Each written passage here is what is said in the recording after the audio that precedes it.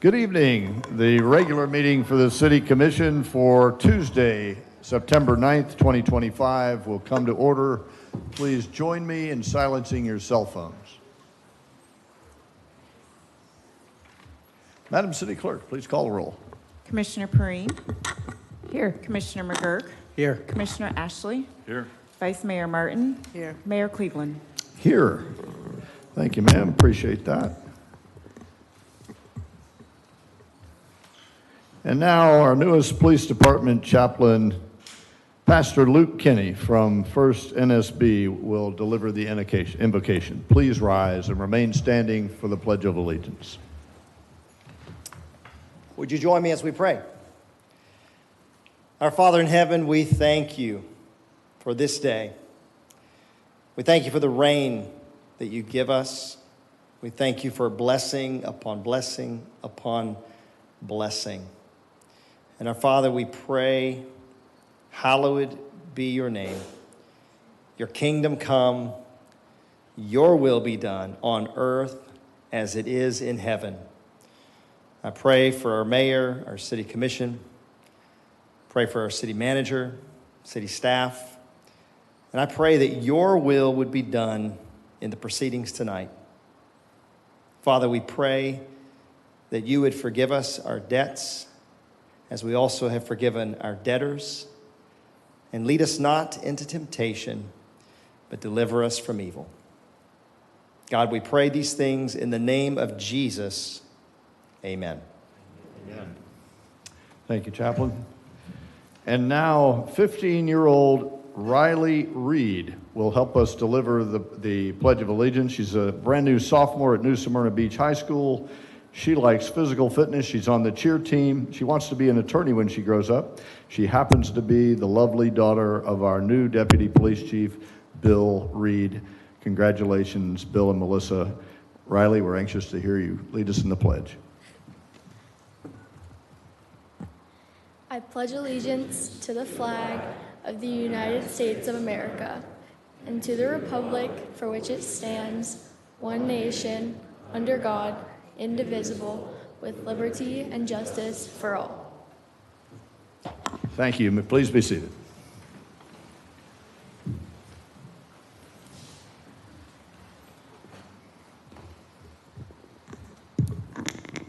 Mr. Cowper, are there any changes to the agenda, sir? There are none, sir. Thank you. Thank you so very much. And now at this time, I'd like to invite Ms. Kathy Standing and Mr. Brett Wilkes to the podium to receive a proclamation from the Commission and I.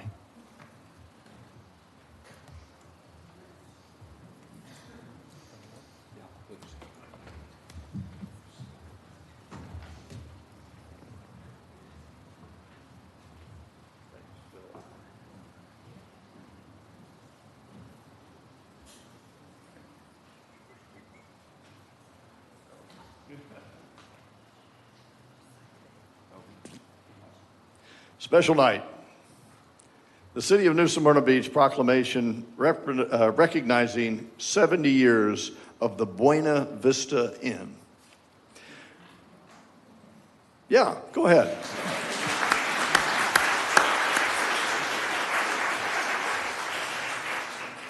This is a treat. Whereas the Buena Vista Inn is a tranquil and centrally located vacation retreat on the scenic Indian River, and has been cherished as part of New Smyrna Beach's community for 70 years, offering visitors a peaceful and nature-inspired experience with rooms themed after Florida's native wildlife and flowers.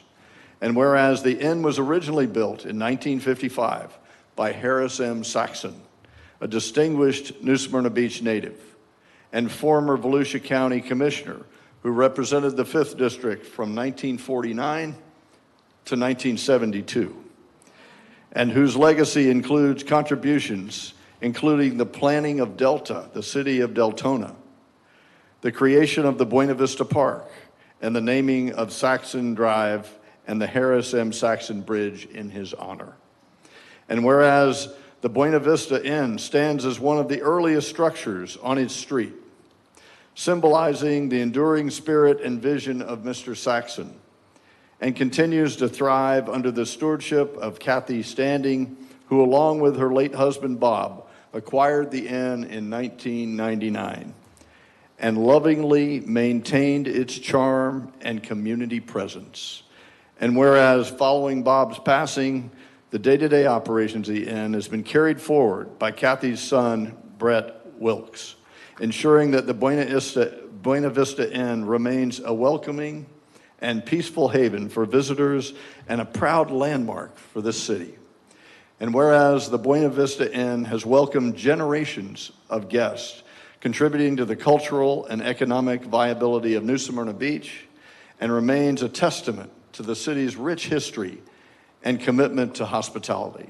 Now, therefore, I, Freddie Cleveland, on behalf of the city of New Smyrna Beach, do hereby recognize and celebrate 70 years of the Buena Vista Inn and commend its owners, past and present, for their dedication to preserving a treasured landmark that continues to enrich our community. In witness whereof, I have here to set my hand and cause the seal of the city of New Smyrna Beach to be affixed this 9th day of September 2025. Congratulations, folks.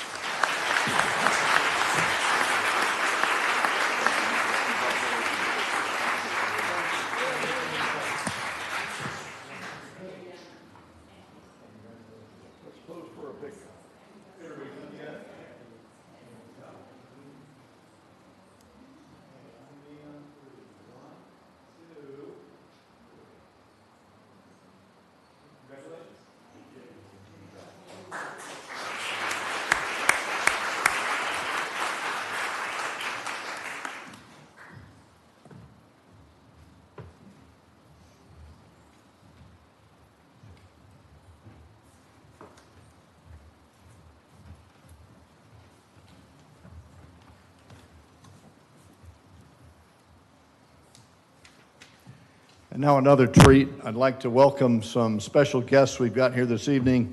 Our Supervisor of Elections is here, Ms. Lisa Lewis. Thank you, my dear, for coming. I appreciate your presence.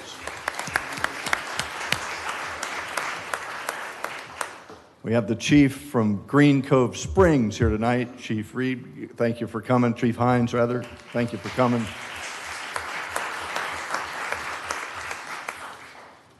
We also have representatives from Coral Springs here. Thank you guys for showing up. I appreciate you being here. It's a testament to the new Deputy Chief's commitment to service, and you guys are representing well. So now I'd like to invite Deputy Chief William Reed to come forward. Bill, if you'll join us at the podium together with Chief Kirk to participate in the swearing-in ceremony. All right. Good evening, Mayor, Commissioners, staff, everyone. Thank you for helping me welcome my new Deputy Chief, and we will swear him in here in front of you. All right. So, Bill, raise your right hand and repeat after me. I state your name. I, William Reed, Do solemnly swear and affirm do solemnly swear and affirm that I will uphold the Constitution that I will uphold the Constitution of the United States of America and its laws, of the United States of America and its laws, the Constitution of the State of Florida and its laws, the Constitution of the State of Florida and its laws, and all ordinances of the City of New Smyrna Beach. and all ordinances of the City of New Smyrna Beach. Furthermore, I will well, faithfully, and truly Furthermore, I will well, faithfully, and truly perform all my duties with respect to the Code of Ethics perform all my duties with respect to the Code of Ethics. as Deputy Chief of Police for the Police Department for the City of New Smyrna Beach, Florida. Wow, that's a mouthful on that one. go that again. As Deputy Chief of Police As Deputy Chief of Police for the Police Department for the Police Department for the City of New Smyrna Beach, Florida, for the City of New Smyrna Beach, Florida, to the best of my ability, to the best of my ability. so help me God. So help me God.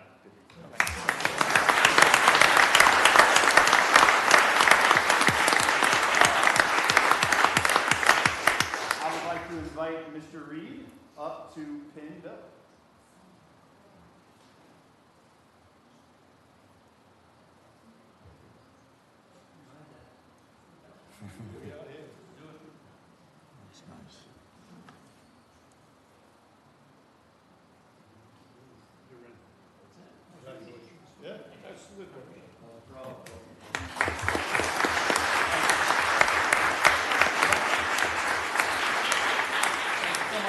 Thank you all.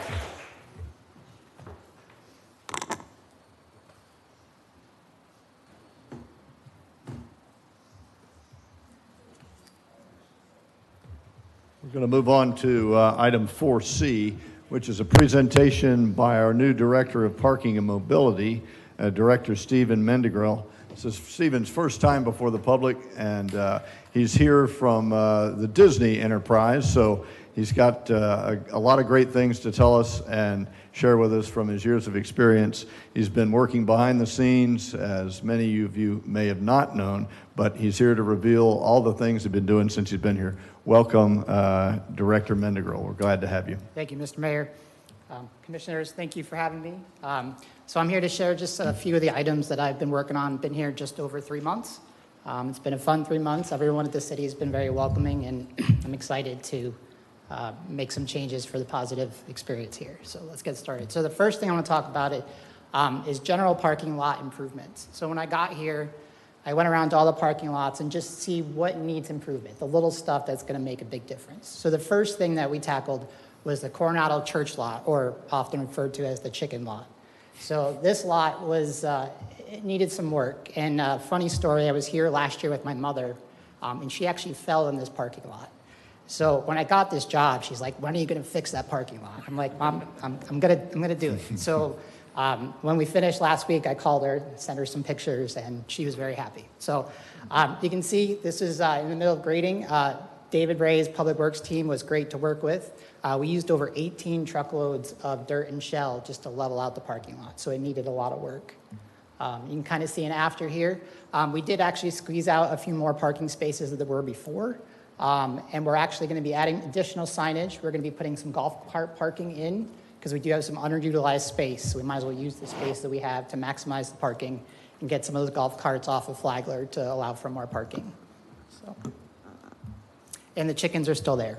There was no chickens harmed in the refurbishment of the parking lot. Some other things that we're working on, again, partnering with Public Works, and restriping plans are in place for Esther Street, Clancy Park, and the Canal Street lots. Curb repainting is also scheduled for unpaved lots, such as Flagler, Jessamine, and the 27th Avenue lot. This is important because it isn't paved. We have no way to delineate the parking spots. So by painting on the curbs, we can hopefully get the cars where they're supposed to be and use all the space that we have there. One thing else I noticed around the city was signage. Some of the signage, being by the ocean, takes a beating, storms. So I tackled a couple of these things. The first thing that I noticed is, as everyone knows, there's Volusia County parking and there's City of New Smyrna Beach parking. So very different permits. This sign right here is for the city lots. It doesn't kind of stand out. It's kind of confusing, especially if you're out of town, you're just trying to get in, you want to get to the beach. So they actually just arrived yesterday. These are the new signs that will be going out shortly.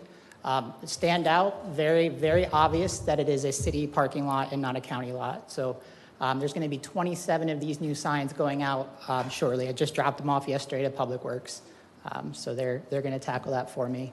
Also, there's been over a dozen general wayfinding signs replaced across the city. So you can, again, referring just to the beating of the sun and the ocean.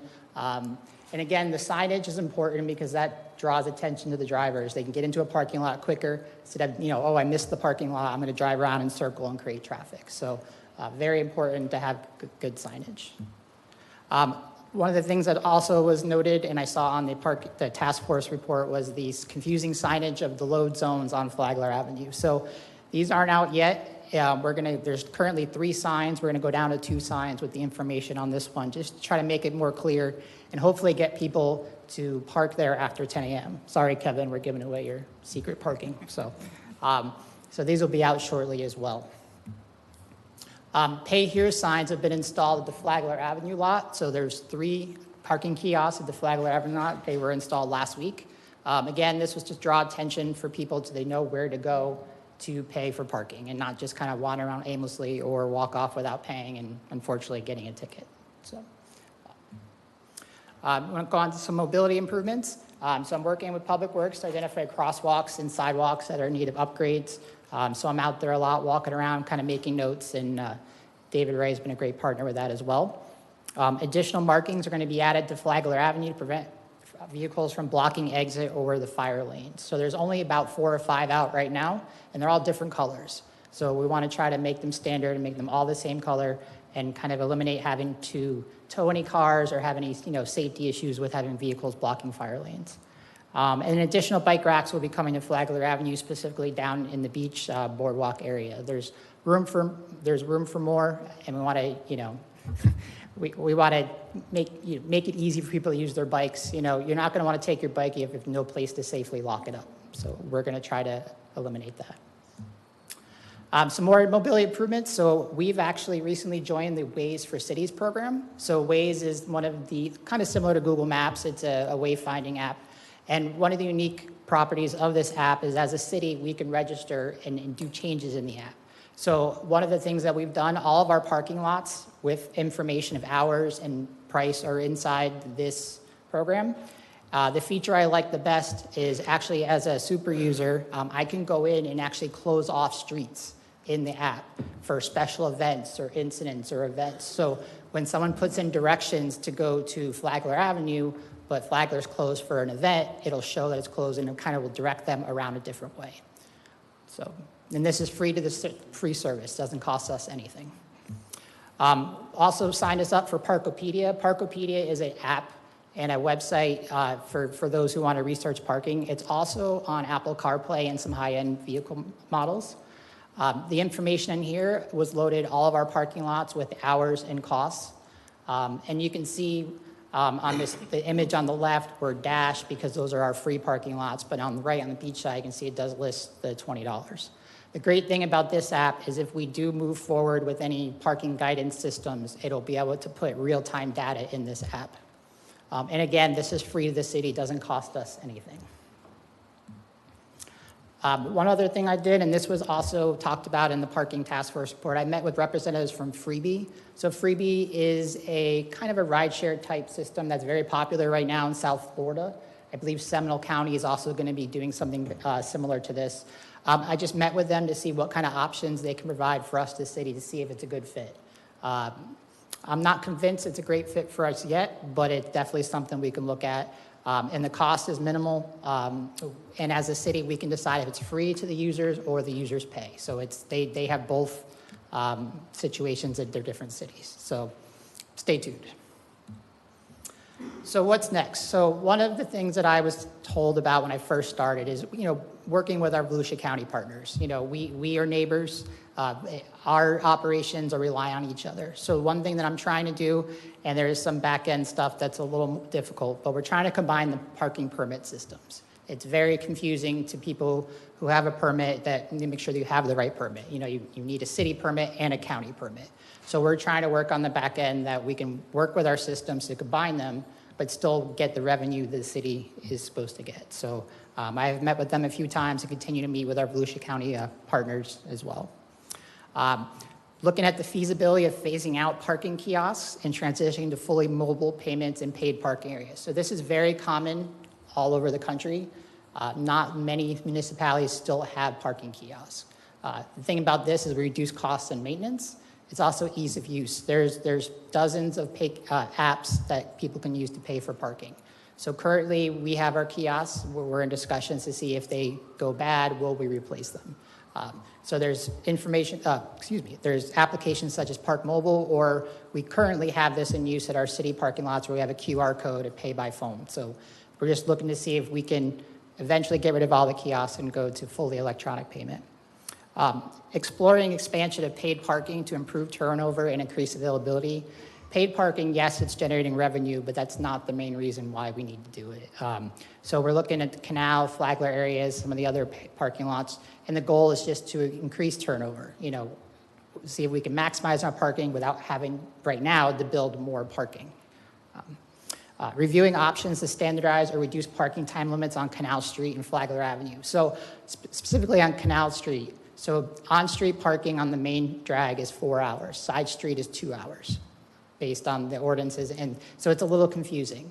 And as well on Flagler, it's a 4-hour time limit. Is that too much right now? Are people using Flagler for free beach parking?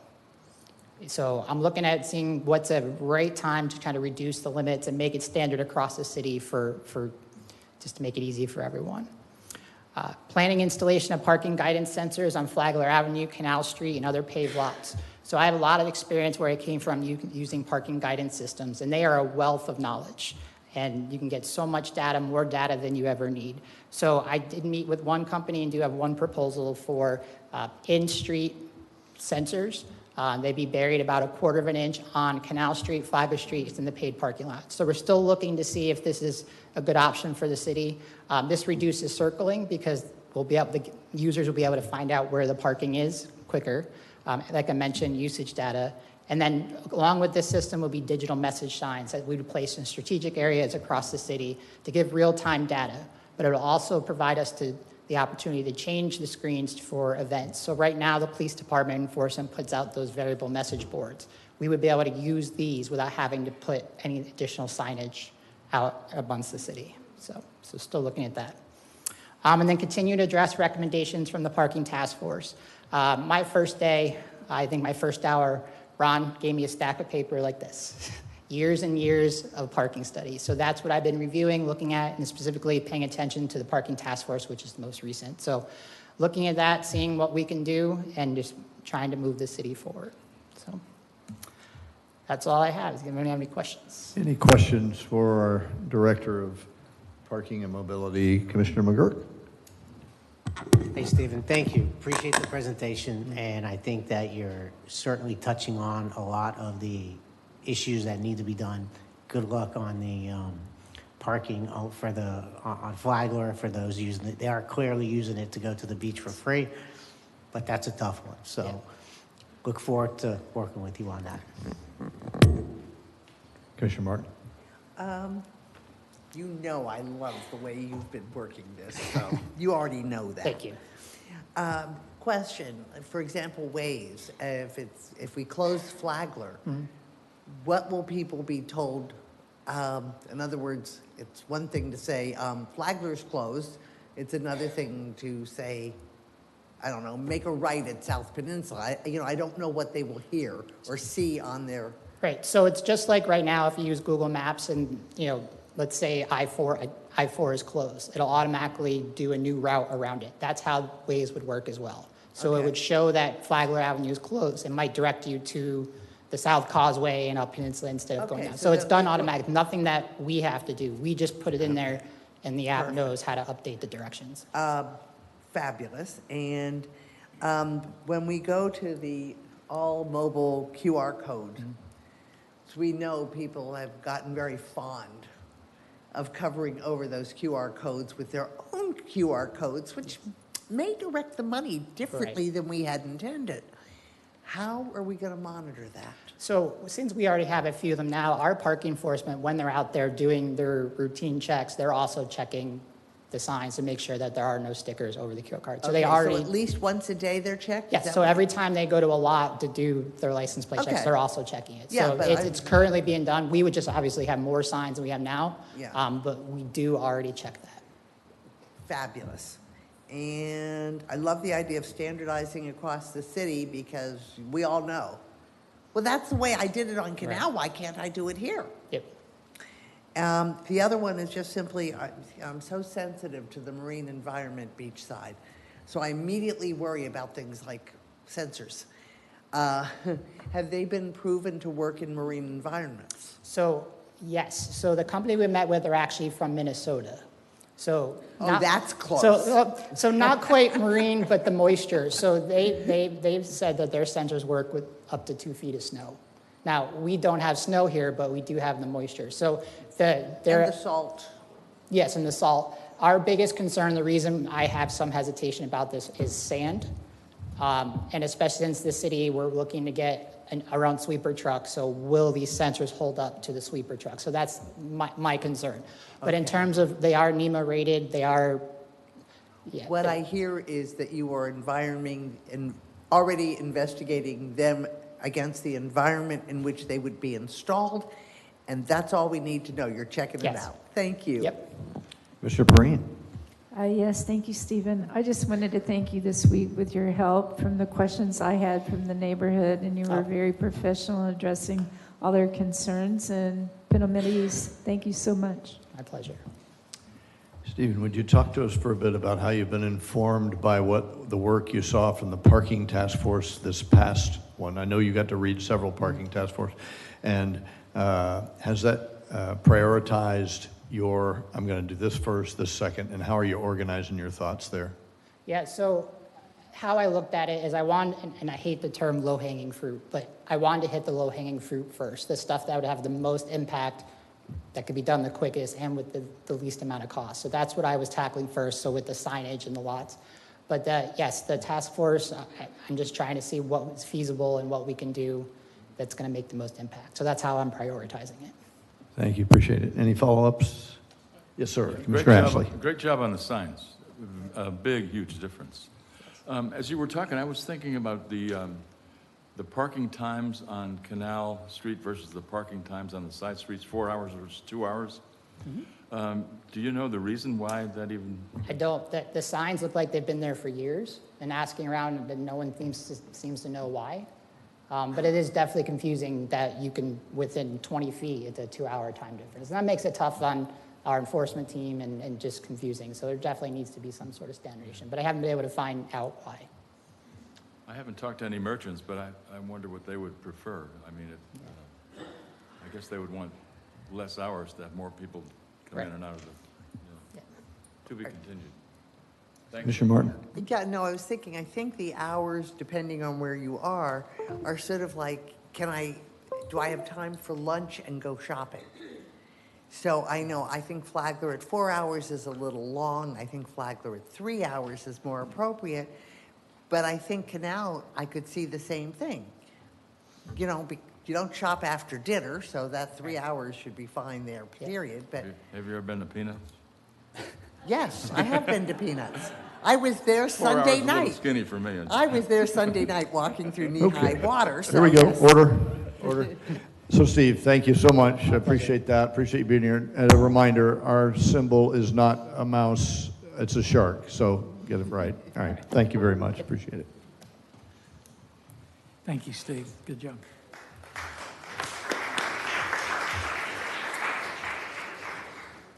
Mr. Manager, your report when you're ready, sir. Yes, sir. Just a few things that I wanted to mention this evening. Some from the report, and one item that I didn't include in the report. I did receive a call a few weeks ago from the District Secretary of FDOT regarding the artwork and the crosswalks on Canal. And with that, now that we have removed that artwork. And, that's an unfortunate thing. It is a statewide push. They're making everybody remove that artwork, and we really have no choice but to cooperate with FDOT in this instance, which we promptly did. But I do want to just make a few points that is not our only option for artwork in the community, and we'll continue to pursue other options. There was the unveiling this past week for the seat wall on Canal that has been painted, and it looks terrific, and I think it's great art and adds to the community. You'll notice our fire hydrants on Canal are painted, and that's a great addition. And so we'll be looking to the future with some other options, because I do think outdoor art is very important to the community. So we want to make sure we provide some options there. Moving on to some other items, you are aware that we have a budget meeting tomorrow. The first of two public hearings will be tomorrow at 5:30 in these chambers. And we've made multiple presentations already. Finance Director will be making a brief presentation tomorrow with an overview of the budget.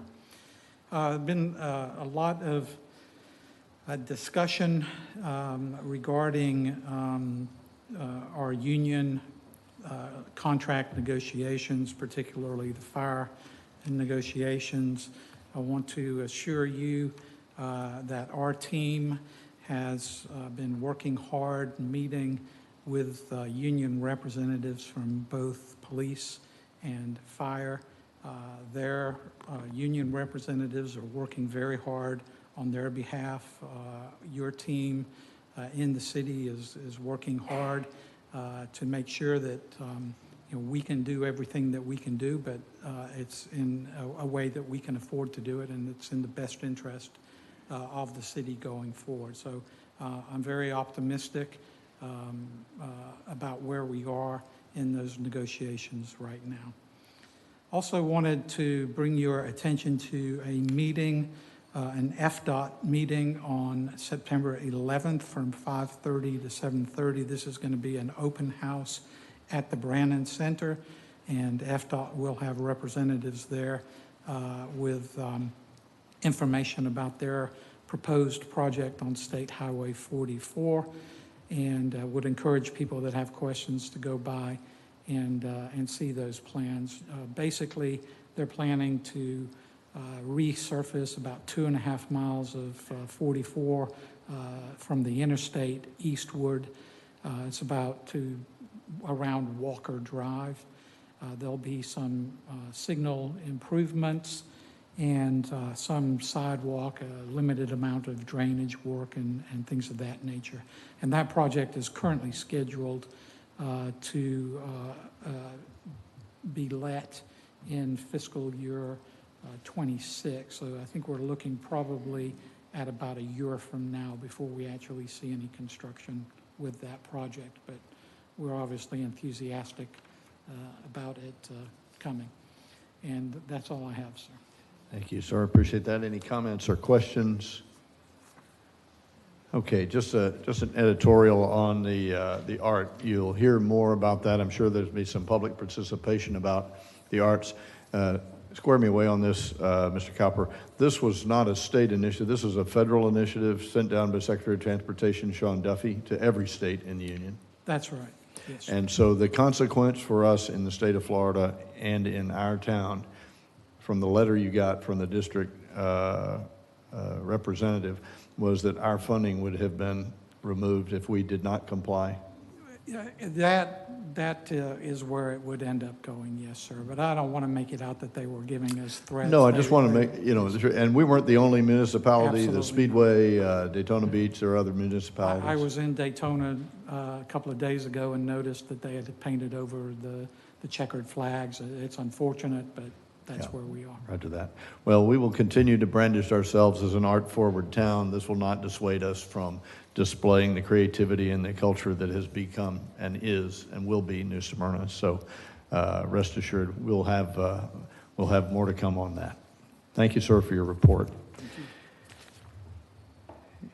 It's now time for public participation, and so this is an opportunity for you as citizens to come forward in a monologue and tell us, the commission, what you think, what you feel, a member of the city staff that you want to recognize for some outstanding duty, anything that is on your mind, we're anxious to hear. It won't be a dialogue, so we're not going to go back and forth, but the city clerk and city manager will take your contact information. If there's need to get back to you, they will get back to you, and then the next meeting, you will hear Mr. Cowper refer to the action items that you have brought forward in his report. So at this time, you can come forward. You'll see a green light come on, and that means you have 3 minutes. At 1 minute to go, you have the yellow light come on, and when you need to be done when the red light comes on.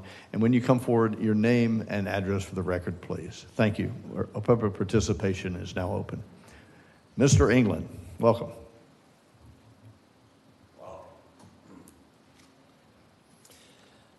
Richard England, 259 Minorca Beach Way, over on the beach side. I'm here as a concerned citizen tonight, expressing support for the arts and freedom of expression. So, as was indicated, our city suffered a loss recently. The citizens of the state suffered a loss too. Our freedom of expression was taken away. Every municipality in Florida was bullied into surrendering its independence, and the threat was made on such an aggressive timetable that pushback was all but impossible. This was a power grab from Tallahassee. The decision was not the result of a law debated and crafted by well-intentioned legislators. It was a rule from on high.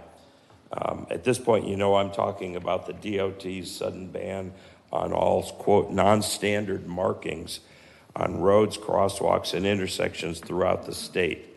So great is the governor's desire to eliminate anything he perceives as political messaging masquerading as art that he's willing to sacrifice all asphalt art in the state to make sure no rainbows could adorn a crosswalk. Polka dots were banished. The checkered flags crossing Speedway Boulevard had to go. Bicycle lane symbols decorated by children near schools had to be removed. And as was noted, our recently painted crosswalks at Magnolia and Orange were painted over last week. The governor's DOT ordered municipalities to paint over the offending art, or the state would do it for them and send the city a bill. We got one of those letters. When Orlando pushed back about the rainbow crosswalk flanking the Pulse nightclub, the DOT painted over the rainbow in the middle of the night. The governor and his DOT called this a safety issue. That was a very thin smokescreen. It's not a safety issue at all. The data from multiple studies actually establishes that painted crosswalks and intersections actually reduce traffic accidents. The exhibition of art in public places adds to our collective humanity. That's true whether it's murals or the beautiful crosswalks brought to life by Carol Levine, ours here, and Bobby Hollers, the whimsical fire hydrants done by Renee Donnelly, Regina Wise, and others, and Bobby and David Worth's bench near Live Oak that was referenced, that was just dedicated this past Saturday, or the painted sharks strategically placed around town. The German artist Gerhard Richter once said that art is the highest form of hope. When we encounter art, it might challenge us to think, it might cause us to be befuddled, or it might simply make us smile. What we know is that we each grow emotionally in the presence of art. Over time, it helps us better understand each other, respect each other, and love each other. Art breeds kindness, tolerance, and cordiality. Those things are unfortunately in short supply today. I'm saddened that the DOT took a little bit of that away from us.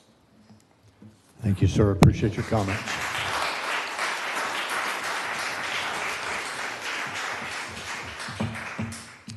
So one thing I failed to point out, I couldn't agree more with Richard, but we're trying to maintain the civility, so please no cheering or jeering. We're just going to go through these as orderly as we can. I understand the sentiment and feel likewise, so thank you for that. Jennifer, welcome.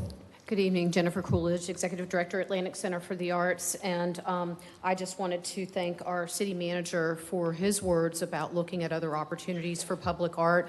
I'm very saddened, as Richard is as well, and many others, about losing this creative expression in crosswalks around the country. But the arts are resilient, and we're creative. We're creative thinkers, and there's ways that we can see a way forward to new ways to utilize public art to make our city even more vibrant and of interest.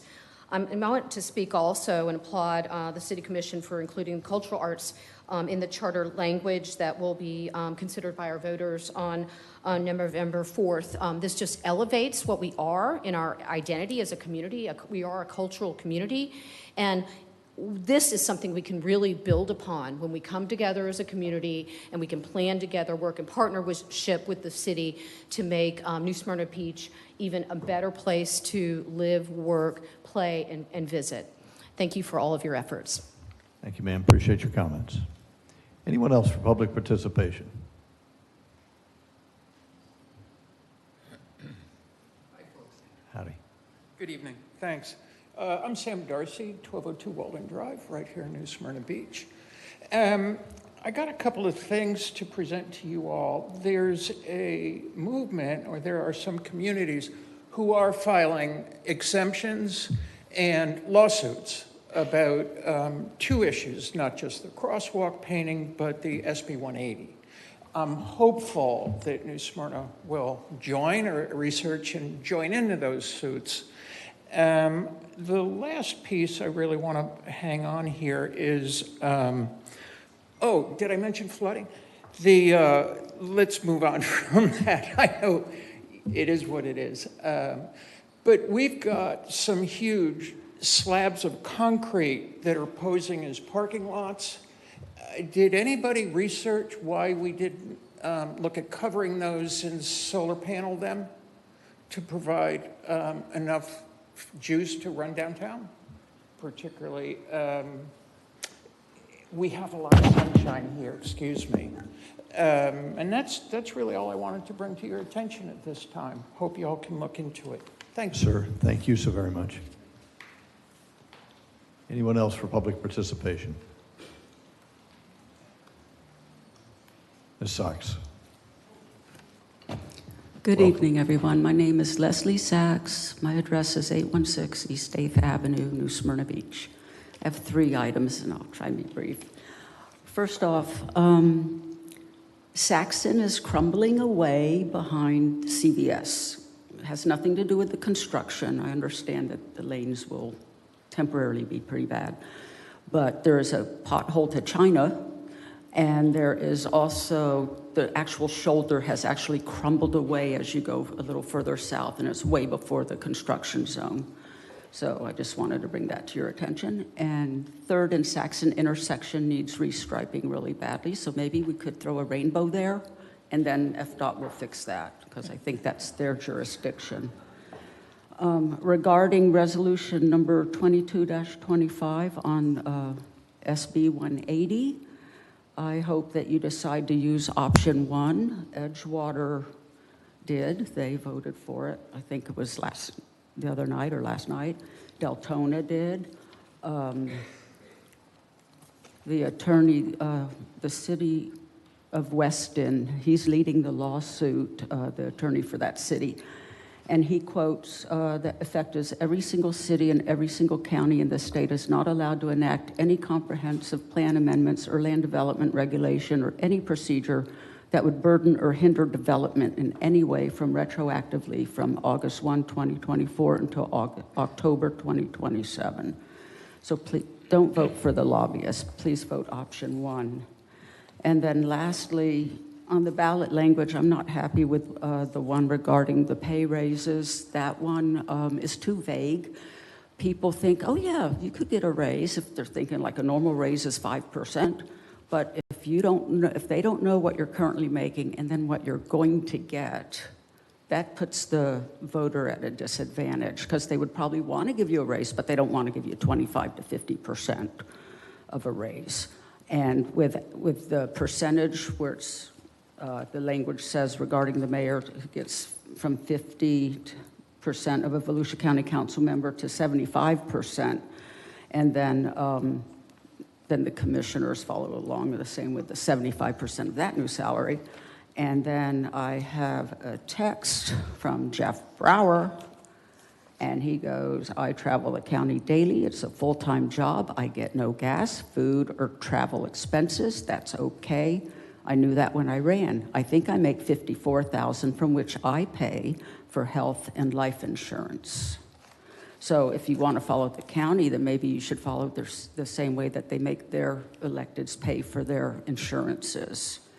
It's only fair. So I think you have a lot more than you realize, and it's money that you don't see. I have also Thank you, ma'am. Appreciate that. Time is up. I'm sorry, okay, Leslie. That's fine. You bet. Thanks.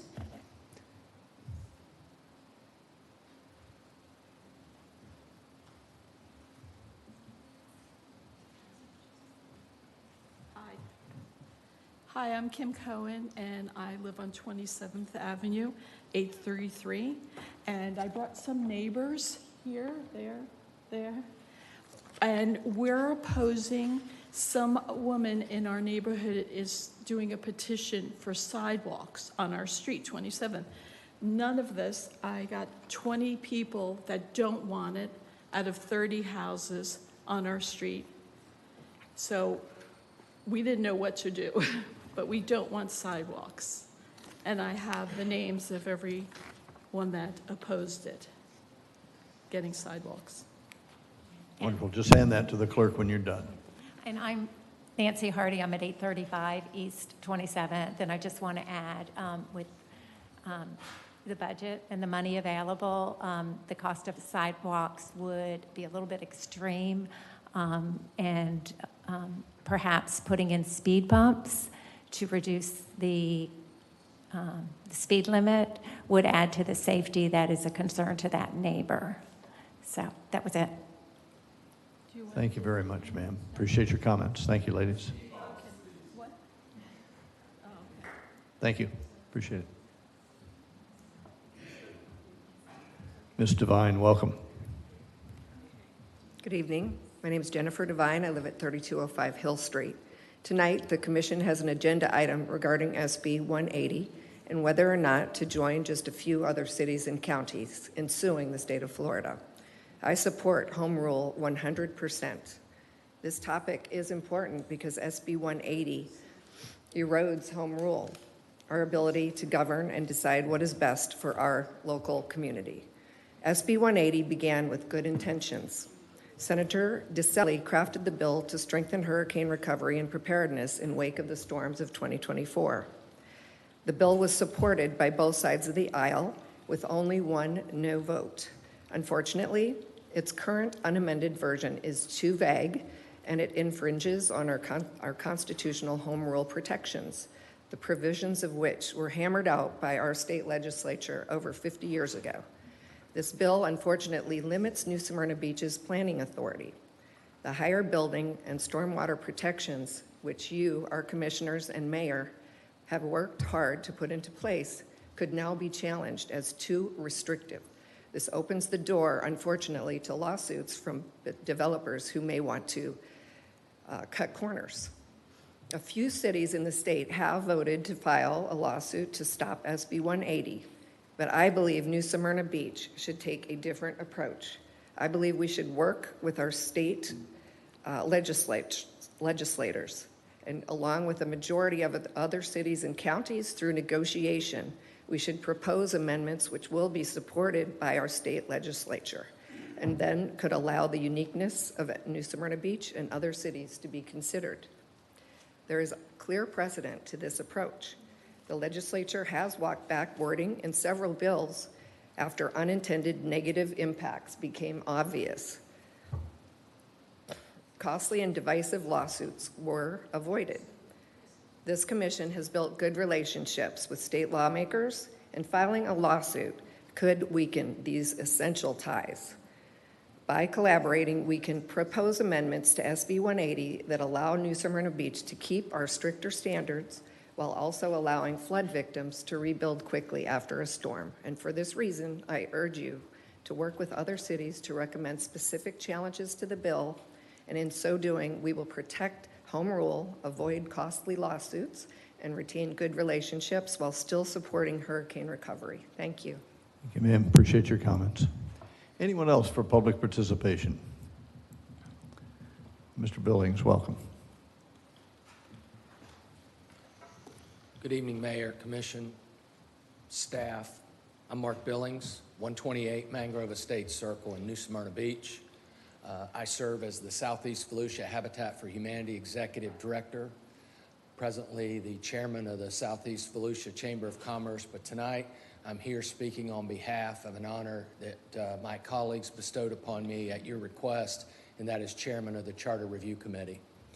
I want to start by saying thank you for your open and civil dialogue 2 weeks ago. I want to apologize to Mr. Cowper, our fine city manager, who had the privilege of reading a letter I submitted, which opened up 58 minutes of your city manager's report. I also want to thank my colleague from the committee, Mr. Eisen, who spoke in my behalf as I was out of town. I felt conviction tonight to be here to speak, as I know you're going to look through this. I applaud you for landing in a place that differed from where you were just 2 short weeks prior to that. I felt it's important tonight to not replow the ground. I don't think we need to reach any discussion around the tenets of that. They speak for themselves. I wanted to speak of process. And when I was asked to lead this committee, I embraced positive energy, a balanced focus, and a measured approach with every single item we discussed. I appreciate sitting here and hearing the concerns of our residents when they come forward in public participation. We flip that and we put it at the beginning of each charter review session. We listened to what our community had to say, and in most cases, it was unanimous. In all cases, it was an overwhelming majority to bring these forward. I understand leadership is hard and not everyone's going to agree with you.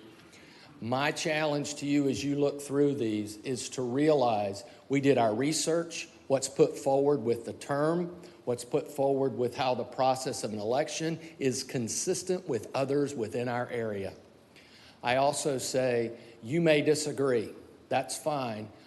Our entire region across all 4 zones came to a majority. We need to let the people decide. So with that, I applaud your leadership, your open-mindedness, and I feel honored to have served in this capacity. I wanted to say thank you. Thank you, sir. Appreciate your comments and your work. Anyone else for public participation?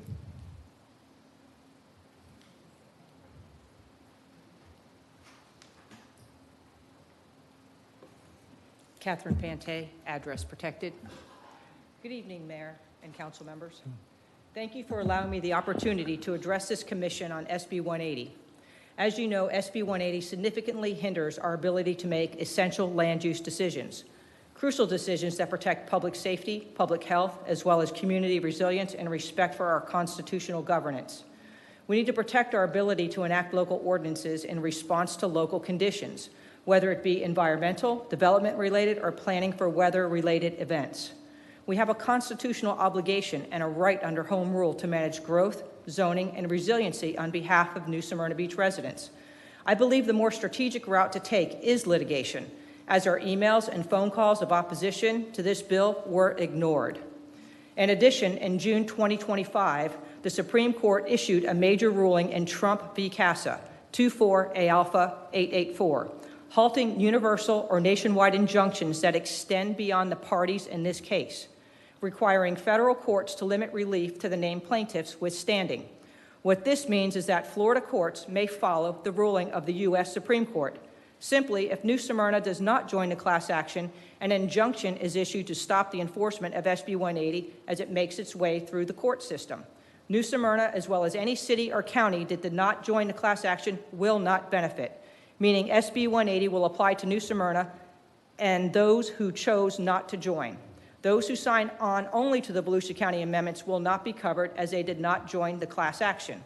Further, I could not obtain clarification from the county attorney on whether the county's amendments as written would give us the same authority we had prior to SB 180 being signed into law. There are now 2 counties and 15 cities that have joined the class action as the city of Edgewater voted last night to join. Please consider joining the class action lawsuit in an effort to protect home rule so that you will have the decision-making ability to make land use decisions in order to better protect your residents and mitigate our growing flooding concerns. I have one more thing to add off script here. There were 30,000 residents that flooded during Hurricane Ian. We had 5 flooding-related deaths in that storm. $10,000 to join this litigation is a drop in the bucket compared to what everybody, including myself, had to pay $50,000 just to put my home back together. I know it's an additional 5 if it does have to go to an appeal, and maybe 20, but I heard it was capped at 15, so I'm not sure if the 20 is an exact amount. I think the city attorney would probably know better. I think that is what each city government in our county owes their people. Because I'm not saying Florida is going to follow the Supreme Court ruling, but there's a good chance that they might if that injunction is put into place, and then any city that hasn't joined would be not covered. Thank you. Thank you, ma'am. Appreciate your comments. Anyone else for public participation? Yes, sir.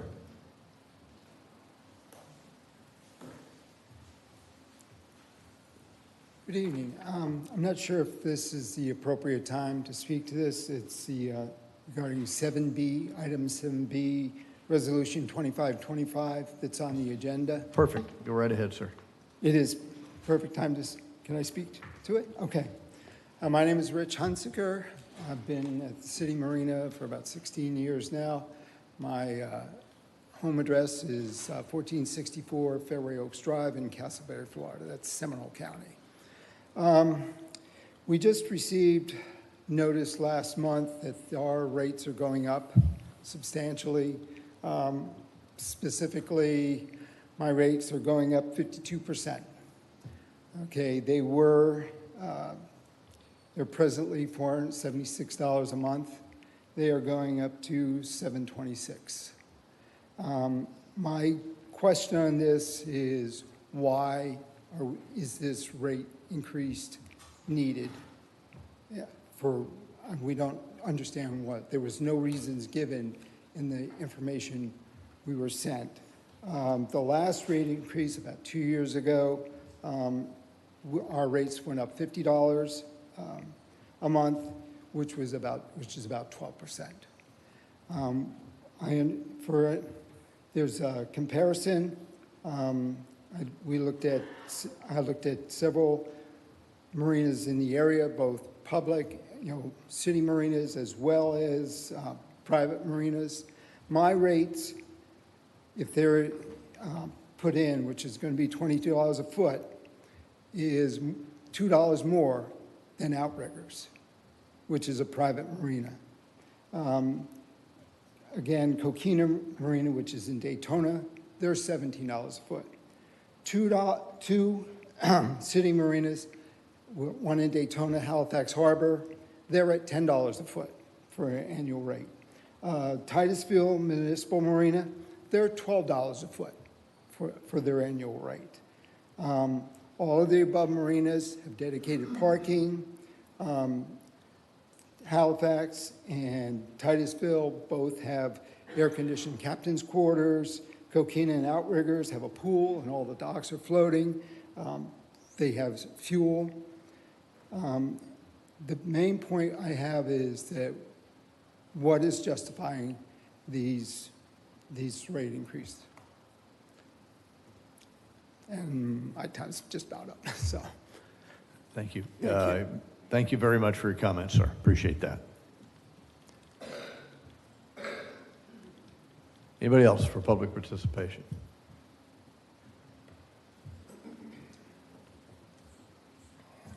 Good evening, Mayor and Commissioners. I want to kind of piggyback up on what Rich was here discussing. I have a boat also at the marina.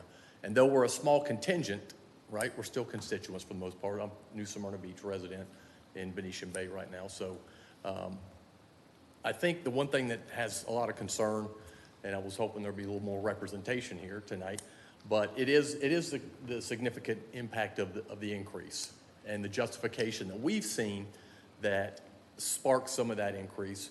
When you look through the justification, it's cleverly disguised as improvements when it's really not improvements. Okay, a lot of that stuff is hurricane related or just maintenance over many years. And I've been there 9 years with my boat, okay? So I have seen relatively little improvement in that marina over the years. And to me, New Smyrna Beach is a gem. There is no question about that. That's why the draw is so great in this place. You have a gym right across the street that could utilize more improvement, more amenities. And as Rich attested to, the price per foot, when you do a comparison across the state and city municipalities, there's amenities that go with that. There are relatively few amenities at that marina. And I hate to say that, but that's just the fact of the matter. St. Augustine, Titusville, they don't compare to what we have here as far as location and what you have ease of access to. So I think the biggest concern for the people that do have boats there is the fact that if we're going to make improvements, make justified improvements, and make amenities amenities, and pay for something that is relative to any municipality marina that's in the state. So that's kind of where we're at with that, because when you look at the increase and the percentage of increase, I mean, how would you like your mortgage to go up 30-something%? It's kind of unheard of. If we want improvements, make it stepped, not 30-something% at the drop of a hat. So that's all I have. Thank you for your comments, sir. Appreciate that.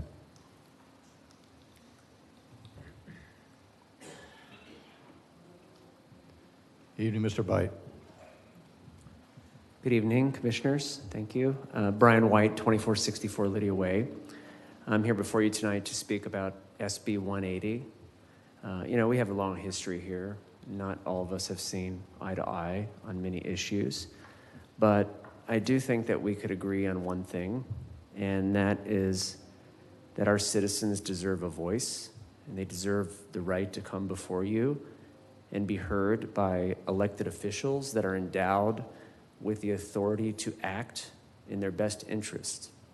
It's a big deal. It's what makes democracy work.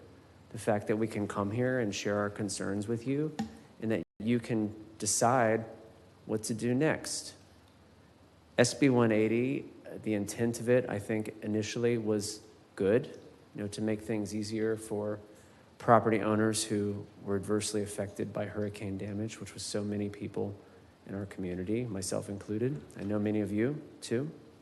None of us wants to jump through unnecessary hoops to get our homes repaired and our properties restored. But this goes so much further than that. How many times have we been in these chambers talking about huge development concerns, how our community grows, what happens next? And you did listen, and you did make policy decisions based upon the input that you received from citizens. It's a big deal. It's the importance of that can't be understated. So my hope tonight is that you'll do what Edgewater did last night, which was to unanimously adopt a resolution to join the litigation against SB 180. If you remember correctly, we already asked the legislature to amend this bill before they passed it, and they didn't care. We asked the governor to veto it in part or in all, and he didn't. So I don't know why anybody thinks that that's going to bear any fruit now.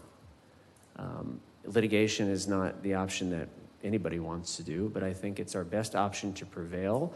And I also believe that the city has a risk of not receiving any relief that is the result of this litigation from the other plaintiffs. If you read the paper yesterday, you saw that I was a plaintiff on the injunction federal case to stop the Spruce Creek interchange. And let me tell you right now, it cost us a lot more than $10,000 to do that. And that's money out of the pocket of private citizens.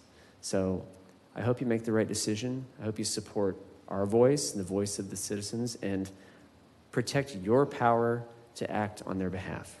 Thank you. Thank you, sir. Appreciate your comments. Thank you. Is there anybody else for public participation?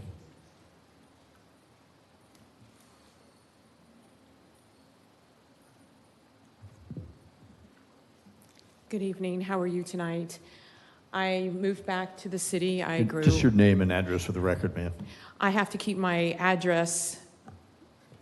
I can give it to you afterwards. I can't tell you now. I was on Governor DeSantis. My name is Michelle Utter. Okay, I was on remember Governor DeSantis Sure. Roundtable, along with Bhattacharya and Ladapo. I worked at a local hospital not too far away, and I was fired because they didn't believe that I was hurt by the COVID-19 vaccine. I have just traveled back from overseas because no place in the U.S. will allow certain filters and medications because I have chronic inflammation, demyelation, polyneuropathy, autoimmune, microclotting, MCAS, May-Turner syndrome.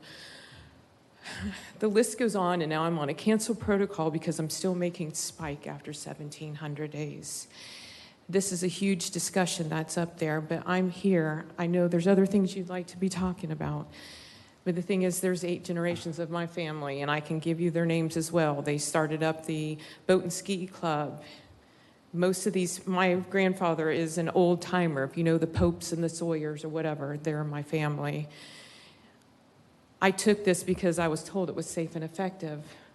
I didn't know that my life was going to go. I have 3 sons serving in the U.S. Navy. I'm doing this battle alone because my IVIG is $15,000 a month. My other IV infusions are $3,000 and my medications are $2,000. So $20,000 to keep me alive. And I don't know why I even continue, but I do this because there's other people in Volusia County, New Smyrna, Deltona, what have you, because I've spoken at the county commissioner, the legislation delegation meetings. I have hit everyone. All of the senators and congressmen know me. But now that I'm back in the town that that I grew up in, I want you to know there's people that are losing their homes, their cars, their life savings. They have no place to go. There's no money, no vouchers, no nothing for them to go to. And some of them are living in cars, and some of them are even committing suicide. I'm talking as an advocate for them and for me, because I want to be remembered. And I hope one day that you remember my name, because maybe you're going to have vaccine injury awareness day or what have you. But I'm the one that knows where to get treatment, what protocols are going to work and what doesn't, because no doctor will see me in this area. I have to go overseas. I have to go to Alabama, New York. This hospital here won't even see me. I have gone through enough, and I just wanted to stress the importance of these COVID vaccines are not safe and effective, and my life is worth more than this. Thank you, ma'am. Appreciate your comments. Anyone else for public participation? Ms. Minor. Welcome, Robbie. Good evening. Robbie Gibson Minor, 2839 South Oceano Court, New Smyrna Beach. And here I am speaking on behalf of the New Smyrna Beach Residents Coalition. And my comments are briefer than planned because I don't wish to be redundant. On Senate Bill 180, the city of New Smyrna Beach, and much of this happened in your term, has been proactive in working to meet the needs of our community. There is no one-size-fits-all of any city or county in the state of Florida. And those efforts have been significant in attempting to mitigate flooding, stormwater control, and land development regulations for new developers. And the coalition is here to support you in encouraging that you act in the strongest way possible to uphold our right to home rule and not have the important decisions that you have made repealed. So what that decision is, perhaps the lawsuit is preferable, but there are other strong measures as well. So please take the strongest action possible, and we support all of your efforts that you do and have done to make that happen. So thank you. My other one is just a very brief follow-up on the charter review. That committee, Mr. Billings and the 10 other members of the committee worked long and hard, and those 7 revisions that they are recommending deserve the fullest count of voters. I'm hoping tonight that we'll have some more information that you plan to give to hearing the compelling reasons why a special election is more productive than a general election. As stated in the pros and cons from the committee, one con was that typically 10% of voters come out for a special election. Based on our registered voters, today that would amount to about 2,600 people, give or take. In the last charter review, 58% of the voters came out and 70.6 voted yes to support the charter review. We would just like to have as much voter participation as possible and still support for an election that maximizes our electorate. So thank you very much, and thank you to the Charter Review Committee. Thank you, ma'am. Appreciate your comments. Anyone else for public participation?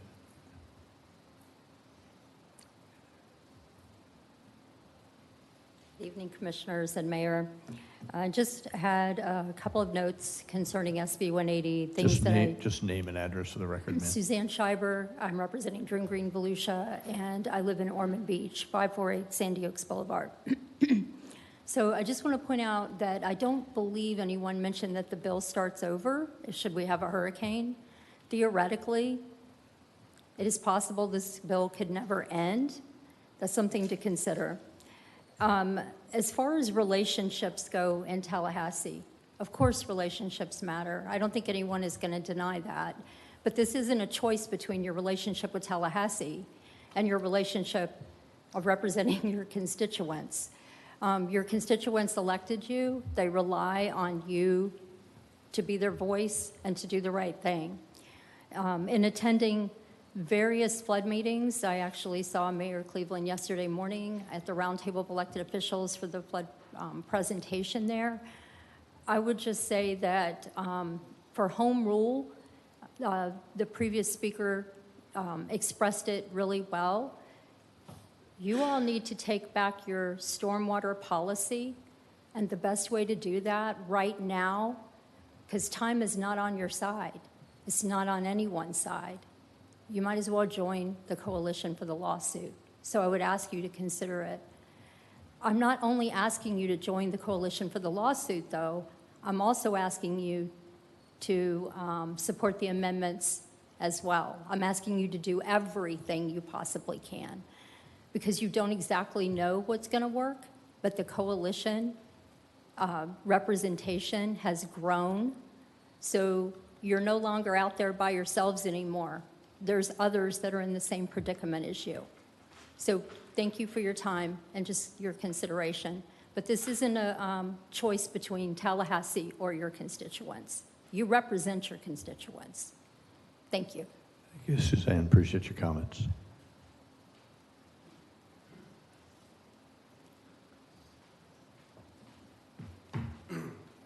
Hi, Duncan Henville, 451 Bayside Road, Arcata, California. So I've recently moved back. I don't have official residence yet, but I do work for a flourishing company in the area, Flatwater Customs and Roofing. And I feel like me being up here right now is like a dentist saying to take out Coca-Cola machines from the schools. I think my boss would be pretty mad I'm doing this, but I want to piggyback off the SB 180 interests that my friend Brian White has. I didn't have anything written. I literally just came from the job, saw that he was here, and had to come here. I love this town. I was the last graduating class from the old high school in '04, and the differences I've seen are drastic. Yesterday, or the day before yesterday, I had to use a pool pump and shop vac to get my mother's house rid of water. And the amount of customers that we are getting because of this flooding issue is insane.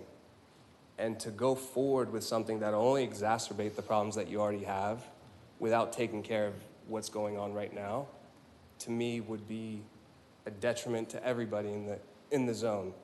My heart is beating right now. So that being said, I really want to just come here and voice my concern for slowing the growth, and let's take care of what's going on right now as far as drainage, because Flagler was a residential street decades ago, and I feel like we still have a lot as far as infrastructure goes.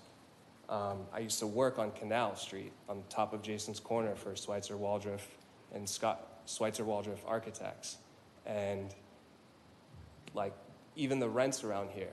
I lived in San Francisco, and I'm like, it feels like the same thing. So what the people are paying for here, we had it good. It was like Candyland. It was a dream to be here. And I'm not saying it isn't anymore, but I think we should look at taking care of what's going now instead of exacerbating the problems. So join Edgewater with this litigation and stand against what's going on. Thank you. Thank you. Welcome home. Thank you. Anybody else for public participation?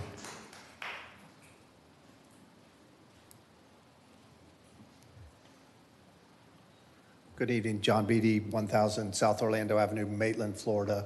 I speak to the 2525 resolution about the boat slips fee increase. I have a boat slip for the last few years here at the marina, and over 60 years I've spent a lot of my time here in New Smyrna Beach. I think a 50% increase in a slip fee is too much to be something on a consent agenda. I think it's something that should be discussed. I don't think that sort of increase is called for.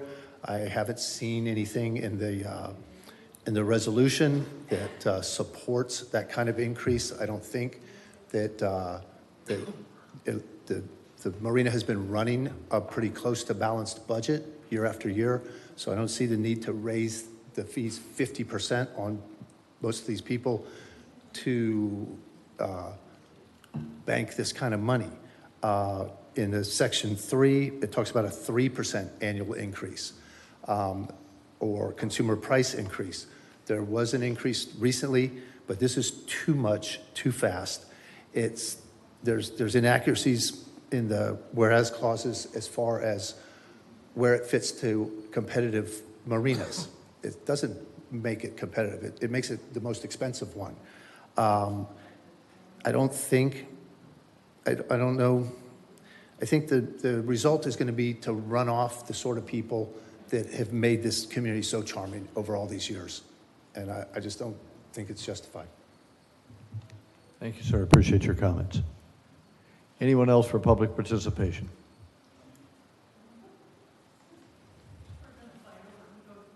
Yes, ma'am. All right, I've got some copies for you. Just hand them to the clerk and begin talking. Just hand them to the clerk, ma'am. Just hand them to the clerk. If you'll just hand them to the clerk, that'd be great. Thank you. Don't do my minutes yet. Okay, my name's Nancy Ott, and... Nancy, just pull that microphone down to your mouth. There you go. You're trying to say I'm short? No. Nancy Ott, 201 Riverside Drive. I've got sheets for you to all look at, and you're not looking at them because you don't have them. Anyway, I would like you to only read the front page. You can see that the majority of the marinas are in line with New Smyrna Beach, but please look at what the other marinas offer. And for the people here, I'll read some of the things that are on the thing. Pump out station, gated clubhouse, affordable Titusville, they're at $14 to $10. Pool, fitness center, boatyard services, that's Merritt Island, I need to move there. And then New Smyrna has fishing charters, tiki bar, transient slips. The tiki bar is at Riverside Drive, or River Deck, I'm sorry. And we all have boats, so we don't need charters. Now, if you look at the back, this is really what New Smyrna can offer. I gotta stop shaking here.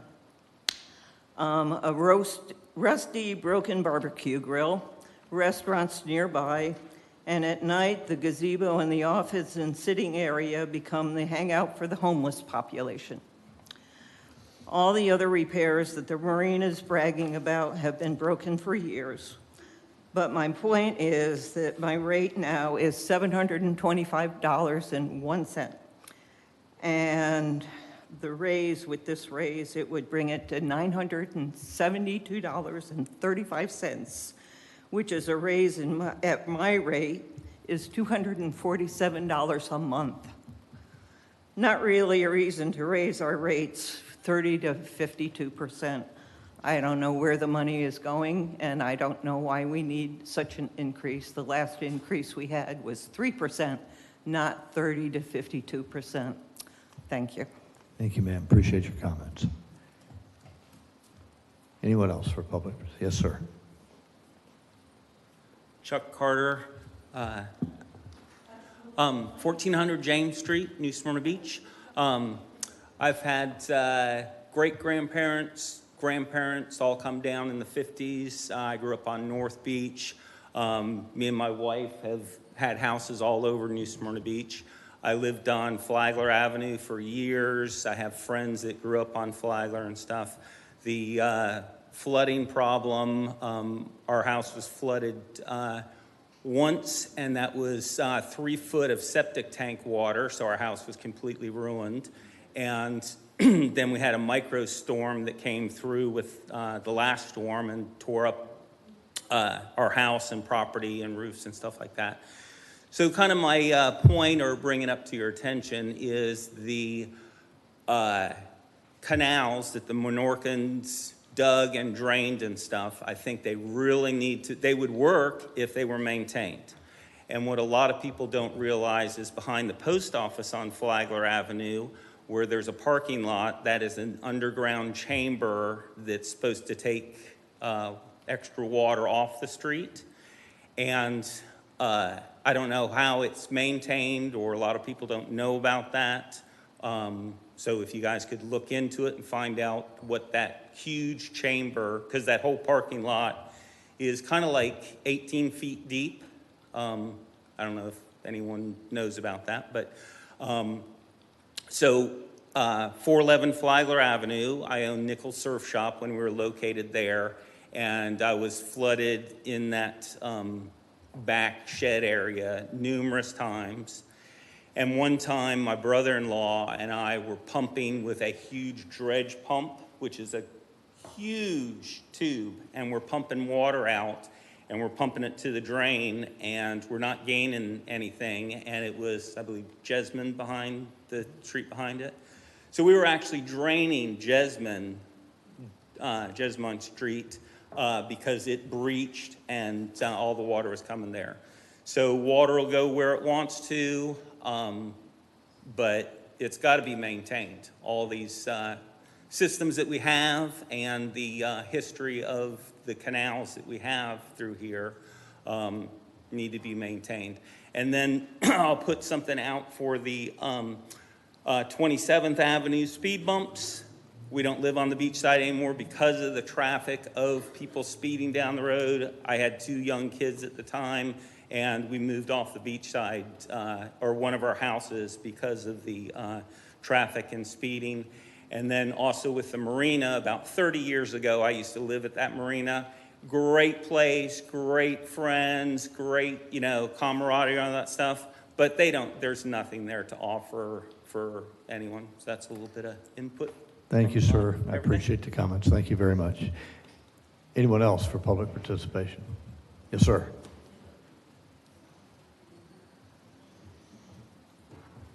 Good evening.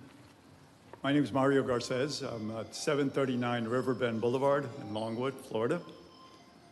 I used to have a residency here, but I now stay at the marina. I have a boat at the marina.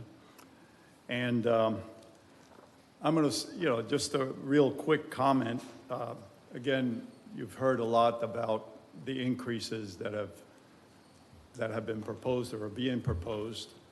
And it doesn't only affect non-residents, it affects residents also, from 37% to 49% for fixed docks and 49% to 52% for floating docks.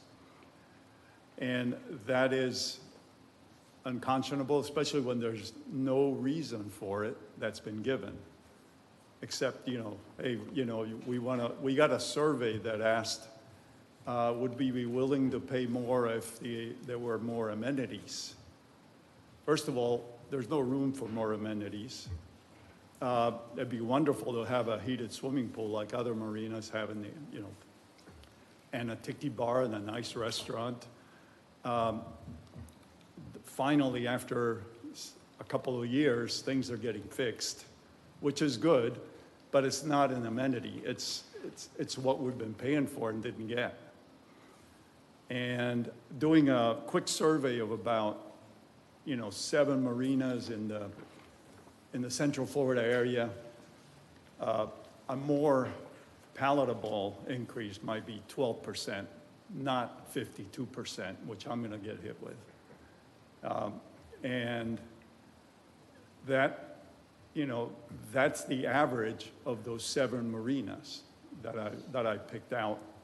And, they range up and down the coast. Daytona, Cocoa, Melbourne, Titusville, Fort Pierce, Merritt Island, and New Smyrna also. So we didn't get an explanation, and that's not right. And 52%, that's not right either. Thank you. Thank you for your time. Appreciate your comments, sir.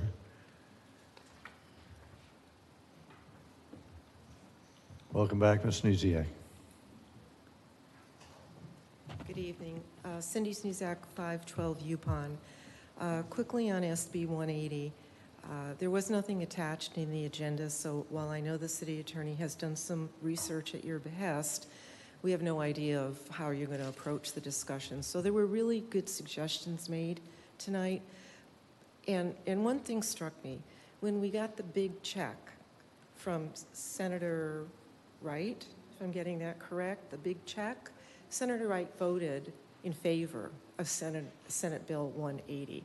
So it's nice we got some of our own money back that we paid to Volusia County, but I don't know what our relationship is with that gentleman, as well as Representative Tremont, who also voted in favor of Senate Bill 180. So those are our local representatives. So whatever the relationship is that we have, I don't know how you could leverage it going forward. So whether it's the lawsuit, the amendments, all of the above, plus something else, but it's, I did my part when you first spoke about this, and I can't honestly remember if it was June or July. I reached out to 5 people. We sent our emails in also to the governor to no avail. So whatever you do going forward, you need to think about what actually got done back when the conversation came up, because we hit a dead wall with that. So it's nice to get $1 million check, but that's just our money coming back to us. And there was really good work done to tighten the regs. So if there's any chance at all that we're having the clock reset with another storm, and if we pick the wrong choice tonight, based on hopefully some great direction from the attorney, we could be worse off than we are right now, and for years and years and years be chasing our tails on this, which would be really tragic. The other thing is, the last speaker said it, I think, the reason I spoke to Director Salazar before the meeting is, I come to the budget meetings and I read all the material, and my question to him was, when I saw this proposed increase was, honestly, why was it so little? And the reason I say that is I know for years, 3, 4, 5 years, the Marina's been woefully underfunded, and the general fund has kicked in what is supposed to be a self-supporting fund and has not been. So I don't know if these are the right rates or the not right rates, but it probably, because people don't go to the budget meetings, if there was robust discussion, I don't remember it. So maybe it needs to come off the consent agenda, or you move it to the end of the meeting and give it some good discussion. Thank you. Thank you, ma'am. Appreciate your comments. Anyone else for public participation?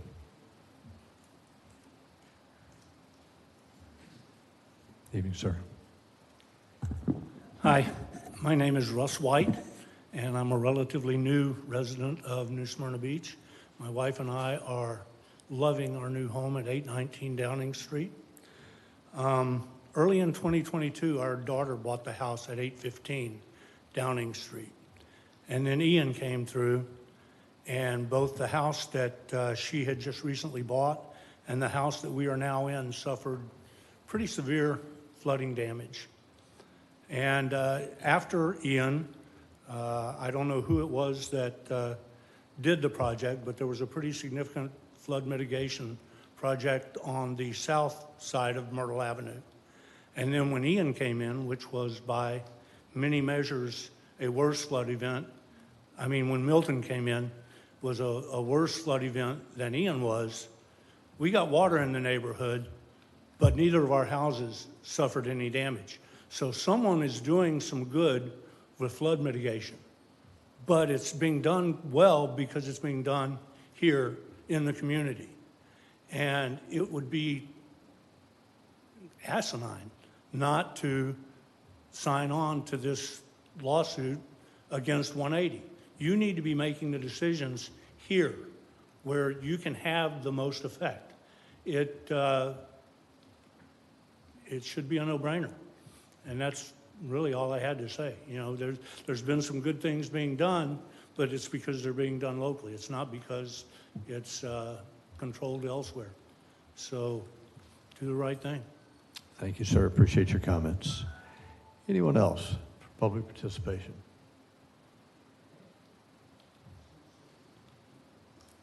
Yes, sir. Good afternoon, ladies and gentlemen. I'm not going to beat a dead horse to death. I'm here to speak on the topic of the marina. I think a lot of points have been given out, but one of the Just your things- name and address for the David record. Woodrum, 846 Bay Breeze Way. Thank you, sir. I think one of the main topics in the nation is cost of living and inflation, and I hope that'll be taken into consideration with this proposal for the marina increases. Thank you. Thank you, sir. Appreciate the comment. Anyone else for public participation?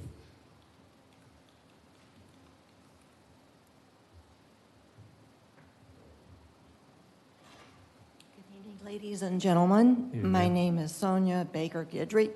I was born in Daytona. My father was born in Daytona. And I remember as a 12-year-old coming over to this bridge, going to Norwoods with a squeaky screen door. I've seen a lot of change here in New Smyrna Beach. One thing I'm proud of, when I moved back from Titusville, taught school down there and lived there with the space industry for 20 years, but coming back, I didn't want to go to Daytona, not to Edgewater. New Smyrna Beach is where I wanted to come. And I really appreciate New Smyrna Beach responding to the public. And I'm speaking off the cuff here, but I am really concerned that we're a local area, unlike other areas throughout Florida, who are handling our own issues, and I believe in really home rule. It's going to be up to you to figure out how we can do it, but if we were to put it before a vote for all the people in your constituency, guess how they would vote? Home rule. How you will do that, I don't know, whether it's going to be amendments. And I've already written a letter. Oh, goodness, I wrote the governor back in May or June. I wrote Mr. Tom Wright and said it'd be a good idea for him to be here right now at this meeting so he could kind of get the drift of what his local constituents feel. So I'm just urging you to do the right thing. And anyway, I love Florida. I love New Smyrna Beach. I've been here since 1980. So Thank you, Ms. Kendrick. Appreciate your comments. Anyone else for public participation? Seeing none, public participation is now closed. Thank you all. It occurs to me that the things that we're talking about by the public is our right as Americans and citizens. And I think back to where we all might have been 24 years ago in 2 days, September 11th, 2001, and that we survived that as a country, and that we have come together against some of the evils of the world, and now we have the right here in New Smyrna to debate whether we're going to do this or do that, or how we're going to do business right here at home. So if you don't mind, just a moment of silence for what happened at 9/11 and who lost and gave their lives so that we could still be here.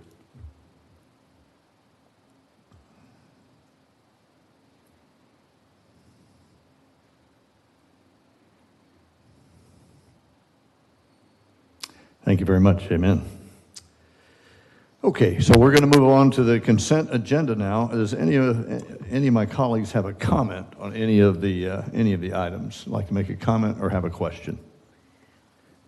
You got one, Commissioner Martin? Well, let's see, I think the marina's in the consent, and my question is do we know what the waiting list looks like? In other words, if we have a waiting list of 100 people who are willing to pay the increased rates, it's really hard on the existing people, but we're choosing between supply and demand and taking care of our residents, or our marina residents.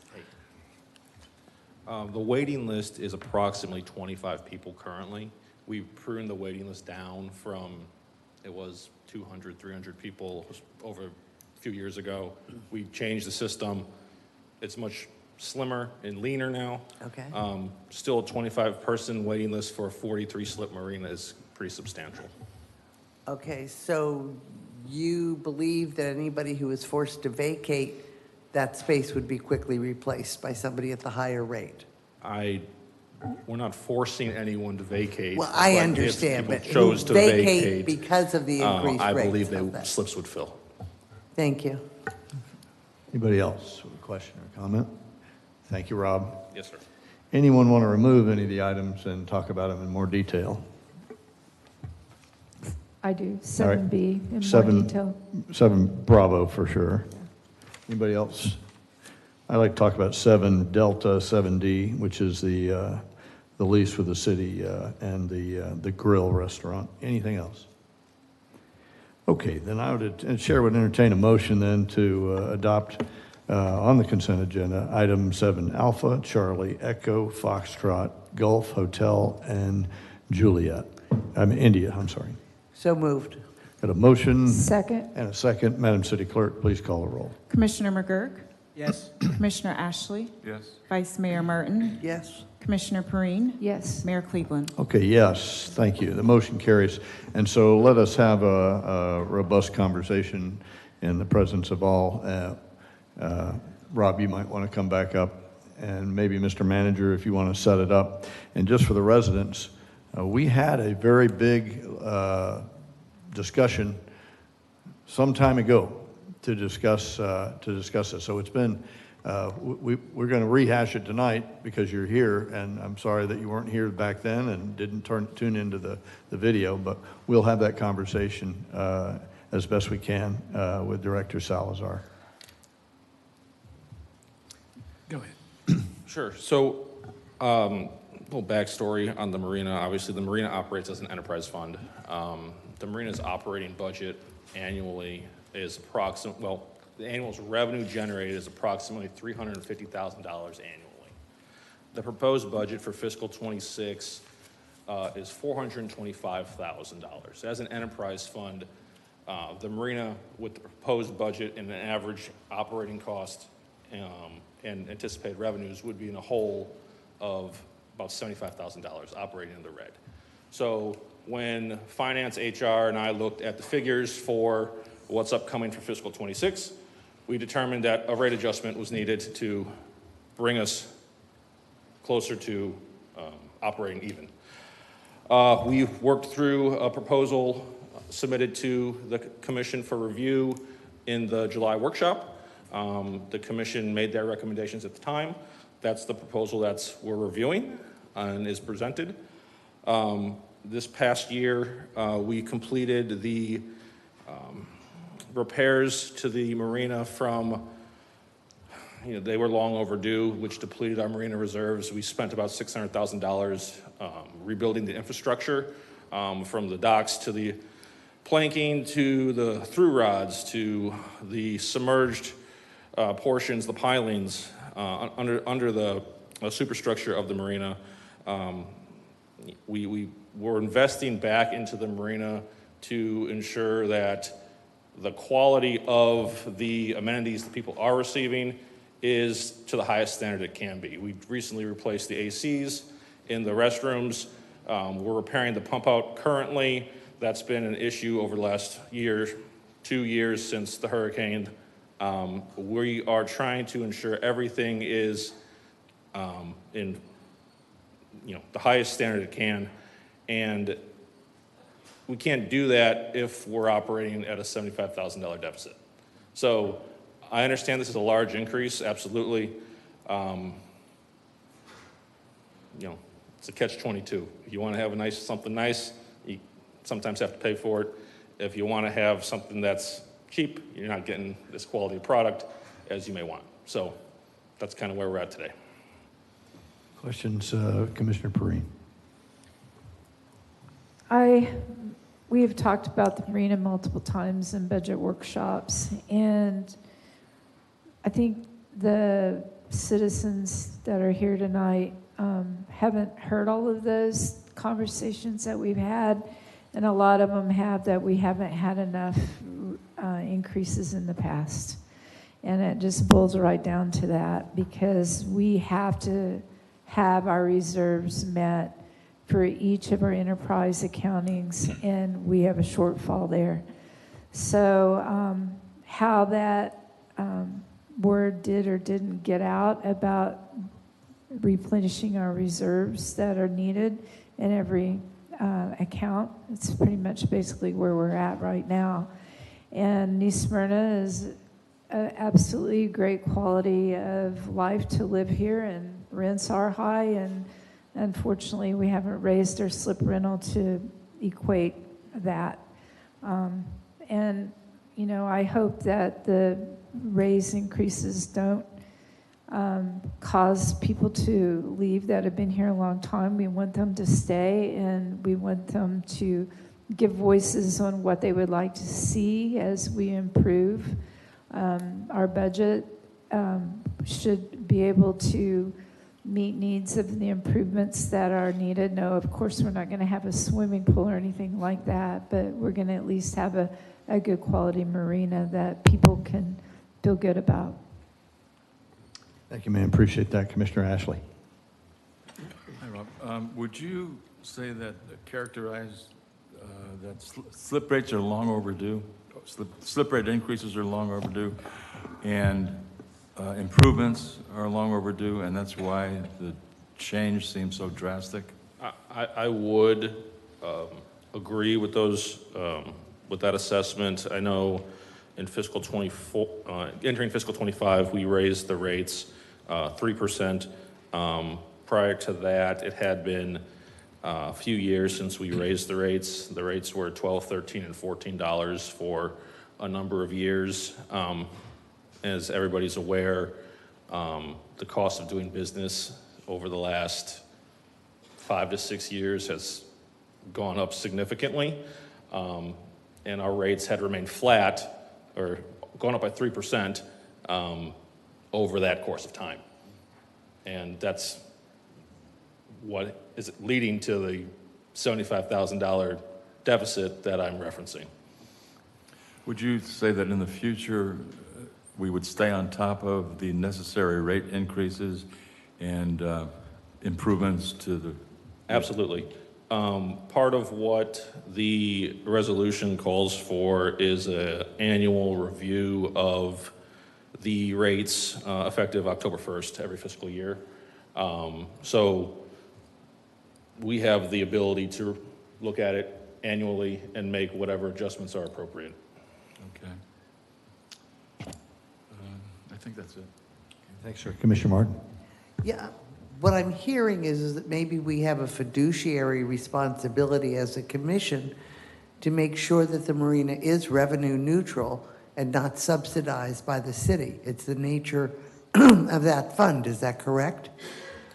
The marina is an enterprise fund, and whatever margins commission wants to prioritize, if that's being neutral, if that's, making 10% profit or whatever the outcome of the goals would be, but it needs to be from an enterprise fund at least in the black, or neutral or in the black.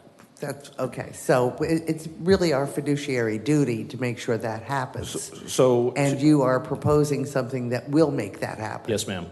So for reference, when we completed the repairs to the marina this past fiscal, to the docks and the through rods and the large scale project, we depleted the marina reserves.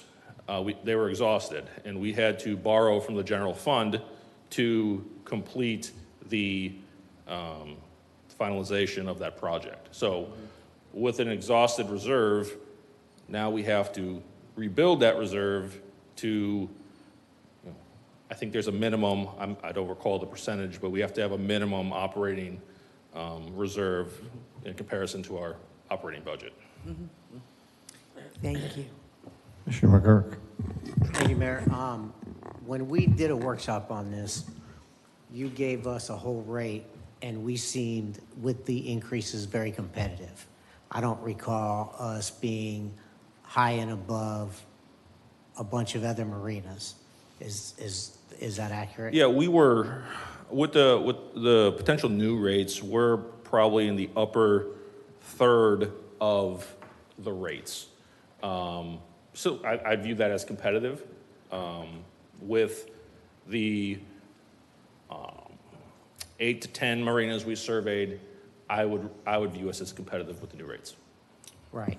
So, a couple of things. One is, for general information, a $75,000 dock 8 years ago is about $200,000, $225,000 now.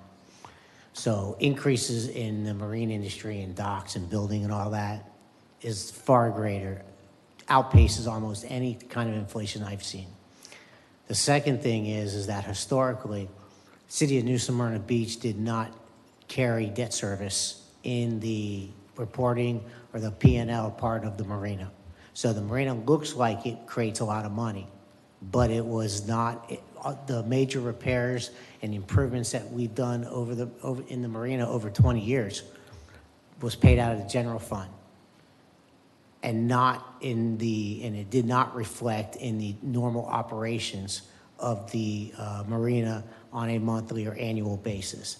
Those millions of dollars it takes to actually build and repair those docks were taken out of the general fund and not put in what would be normally understood as a P&L carrying the debt service. So that's one of the reasons why the marina looks so profitable, but it's actually not that profitable. So I want to make that clear to everybody out there who may be looking at the marina books and saying, wow, it does so great. It does so great because it doesn't carry the debt service.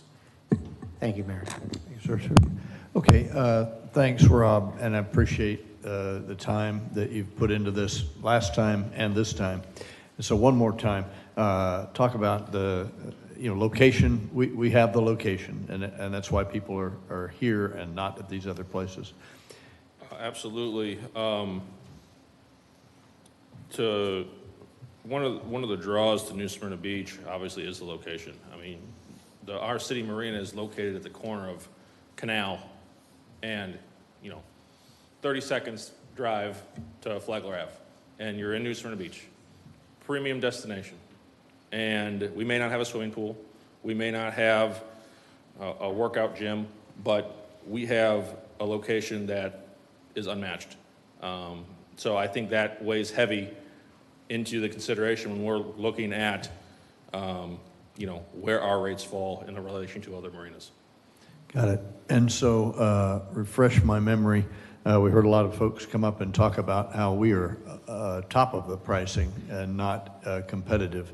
Where do you see us compared to other both public and private marinas? I know we've done that. We've had that review previously, but I just want to for the public to hear how you saw we stacked up. Yep, for sure. And we're on you about, as Commissioner Martin pointed out, we're on you to break even and not continue to lose money. From the perspective of the renters and the users, they don't really care why it got disheveled and broken down. They just want a product that's safe for their boats and that they can enjoy. So you're playing a little bit of catch-up ball here, but I just want to make sure that we're not overpriced and that you're going to get up to this curve where you need to be in the black as it goes, rather than step up there in one fell swoop and then have to come back next year and reverse course and go back down. There's 3 or 4 things in there. Take your pick. Okay, so that's going to be a long answer. Full transparency, when we came to the budget workshop previously, I had put forth a stair-step proposal with an increase from fiscal 26, then another increase for 27, and then another increase at 28 at a much smaller percentage increase annually. When we went through our dialogue, the commission favored the larger scale jump, which is fine.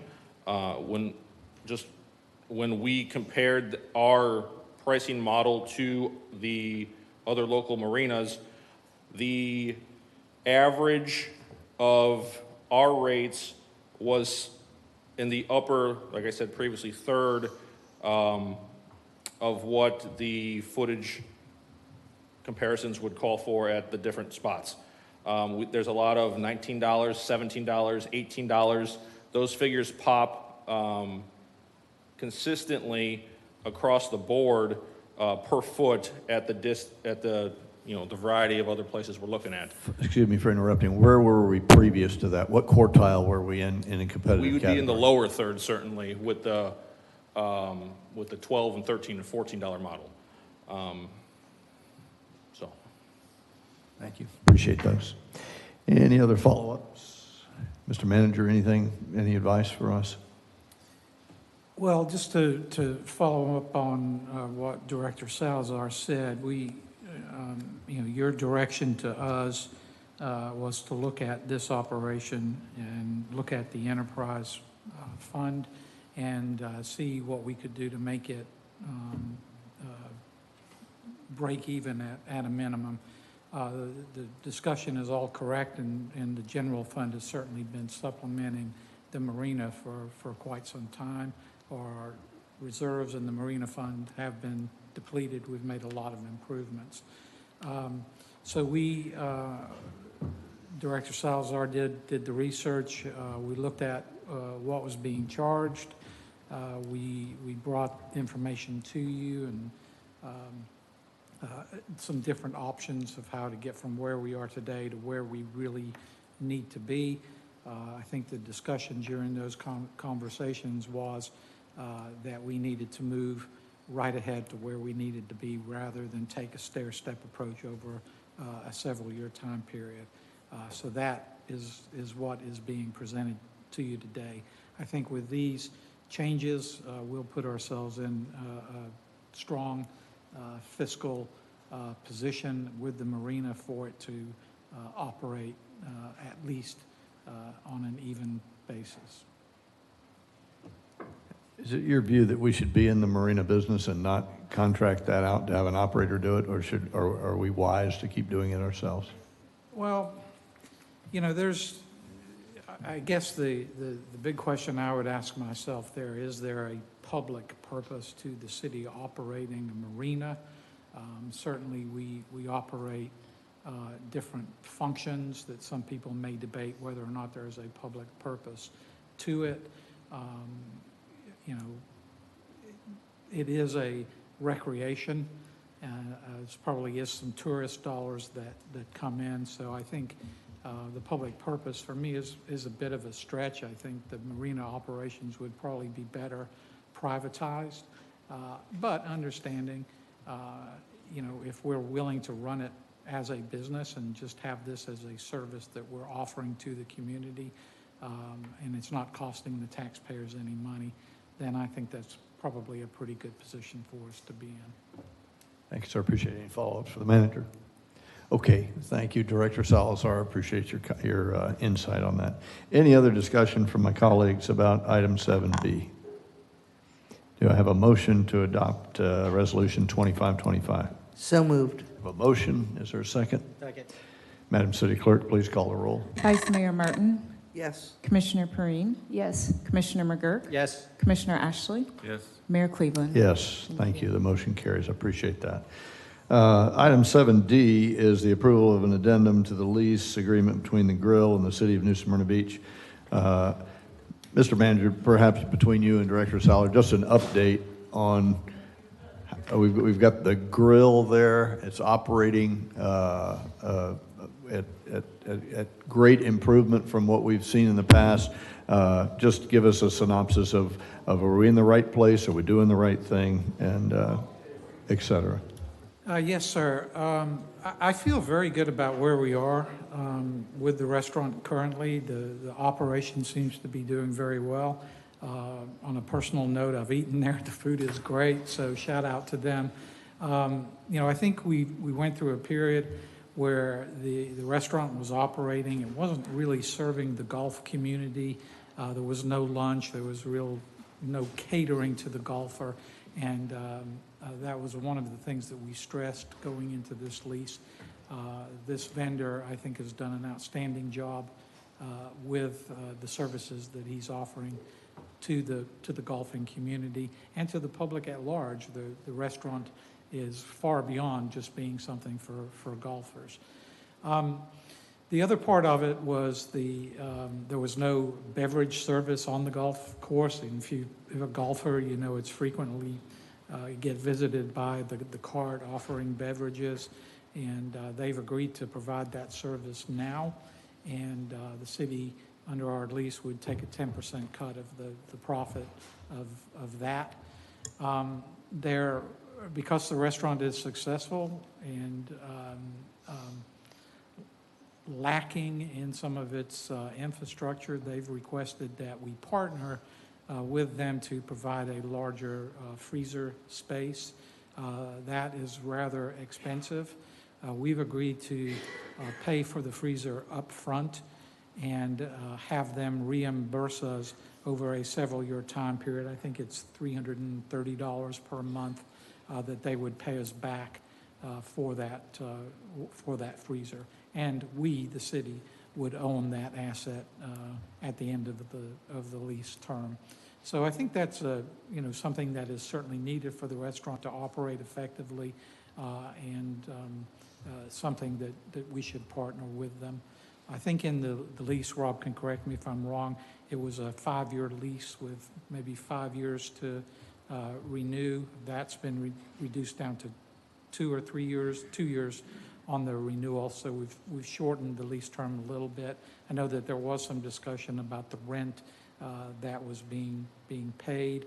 It is very competitive rent, that is for sure, but we really want that restaurant to provide the service. In the bigger picture, I've asked Director Salazar this year to budget funds for a professional review of the golf course, to bring somebody in to analyze what we have and what we need to make the golf course as competitive as it can possibly be. It is a historic golf course, and people will come to New Smyrna Beach to play this golf course. They go to Pinehurst and other places to play golf courses by the same designer. So I do think there's a market. I want somebody to look at the facility and tell us what we should do. Do we need a new clubhouse? Do we need better upgraded facilities?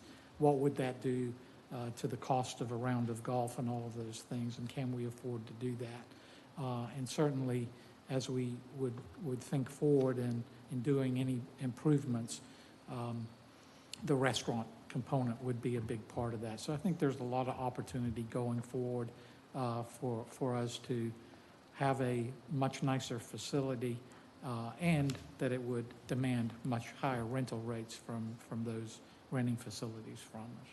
It's probably more than you needed to know. No, it's a lot. It's very Rob good. has more to offer there. Appreciate that. I think you covered it.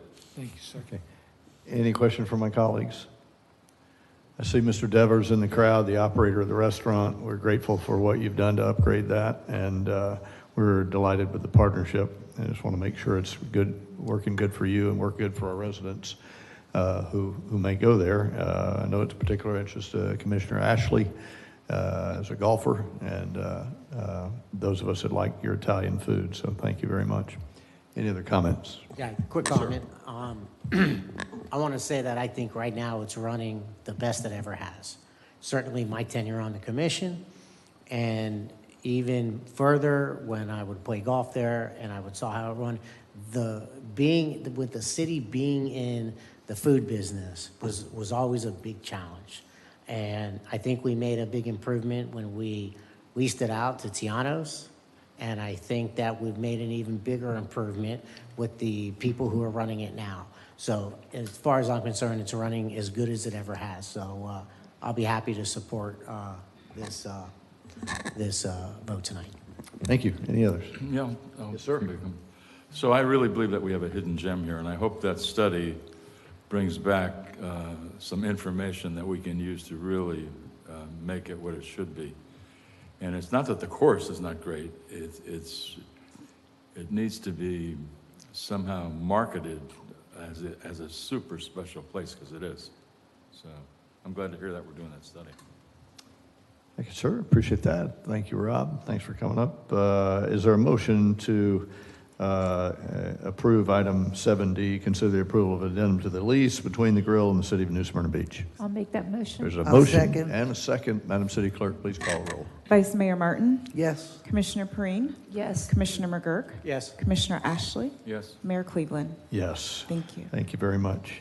We're going to move on to administrative items. Item 8A is Resolution 2225, a resolution that, if adopted, would authorize the city to participate in a class action lawsuit against the state of Florida in opposition to Senate Bill 180. Madam City Attorney, your report, please. Sure. We've talked about this bill for several months. So just kind of backtracking from where we are in terms of considering participation in the class action lawsuit. I brought this probably 3 or 4 meetings ago. Kind of wanted to wait and see after we went to Florida League of Cities what the buzz about was there. Looking to see how many more municipalities join. At Florida League of Cities, you know, they had some sessions that really encouraged relationship development with our legislative delegation. You know, I've looked into it. Of 411 municipalities, towns, villages. As of yesterday, it was 14 municipalities. Sounds like with Edgewater, it would be 15 municipalities have joined the class action, and 2 counties out of 67 counties. So it's a little bit bewildering, you know, why the participation is so low compared to when we had Form 6 and we had, you know, 100 plus elected officials and 43 cities participating. So it is a quandary, but you do have that option in front of you. There are drafts. Volusia County chose the route of working with their legislators and has proposed some amendments. I've seen other amendments floating around, so there is that option for us. But we also have the option of participating in the lawsuit. It's $10,000 for the initial lawsuit. If there were an appeal, it'd be an additional $5,000. And then if there were a further appeal to the Florida Supreme Court, it'd be an additional $5,000. So that's where the $20,000 number comes from. With that, Thank you, ma'am. Stand by. I'm sure we'll have more questions for you. Commissioner Perrine. So I fully support 110% home rule. To back up and do a summary, we all up here unanimously voted to strengthen our stormwater requirements, but what we didn't do is exclude the hurricane victims with that vote. And so here we are now, you know, and so we wanted to strengthen our stormwater, but now SB 180 comes back and overrides that. We have 396 cities that have not joined that lawsuit, and that's a lot. I would like to battle this, but do it by amendments and not a lawsuit, because it just doesn't feel right with me. I've been on the legislation team with the League of Cities, and that's what we do. I think one of the gentlemen stated that they put through an amendment that didn't go through, but that's what the League of Cities do. We tweak those amendments. We take them, we make them where they do accept them. Just because they turned it down once doesn't mean they're going to continue to turn that down again and again. And this SB 180 only goes to October 2027. If we end in our lawsuit, that it could drag on to that. So why even burn those bridges and communications with others? We can fight this without entering a lawsuit that only 15 people have done and only 2 in our whole county. That doesn't make sense to me. Thank you, ma'am. Appreciate that. Commissioner Martin. Well, first, we tried through the League of Cities for months to get SB 180 thrown out. The amendments that I have seen proposed actually allow the most vulnerable to return to the position once again where they are the most vulnerable. If last reading that I saw for the Volusia amendment says, we'll allow stricter regulations except for the properties that were damaged in these hurricanes.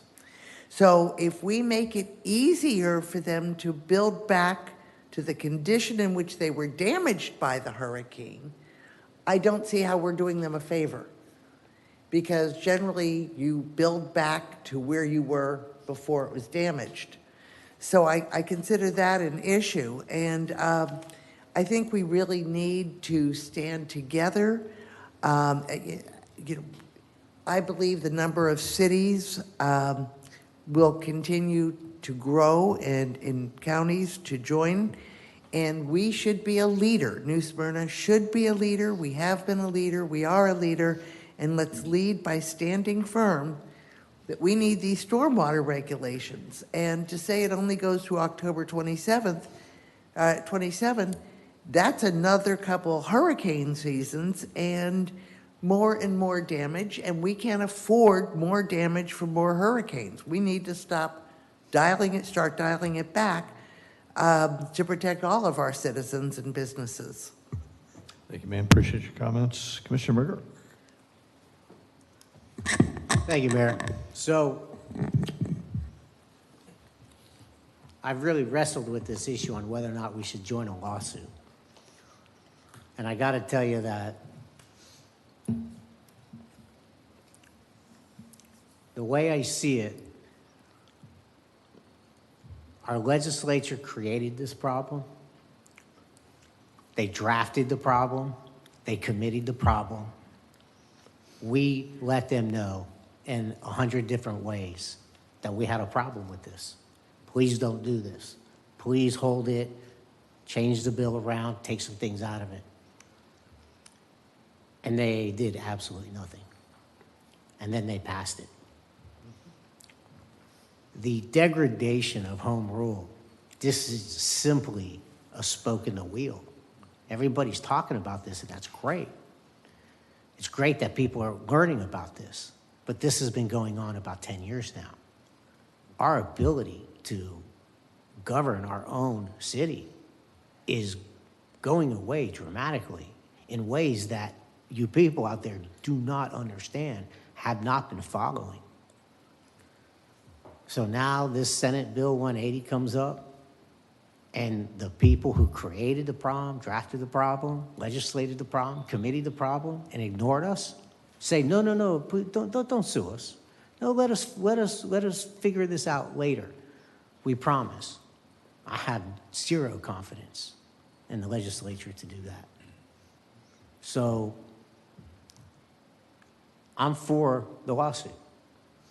And the reason I'm for it is what else could we do to get the point across that we're serious about home rule? I don't know, but maybe this is something. Thank you, Mayor. Sir, you bet. Commissioner Ashley. Today I made 2 phone calls. One was to Senator Tom Wright, and the other was to Representative Chase Tremont. Senator Tom Wright was not available, but I did leave a message.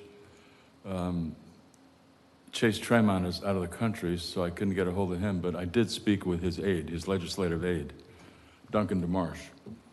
And I posed the question to him of why Chase voted yes on the bill.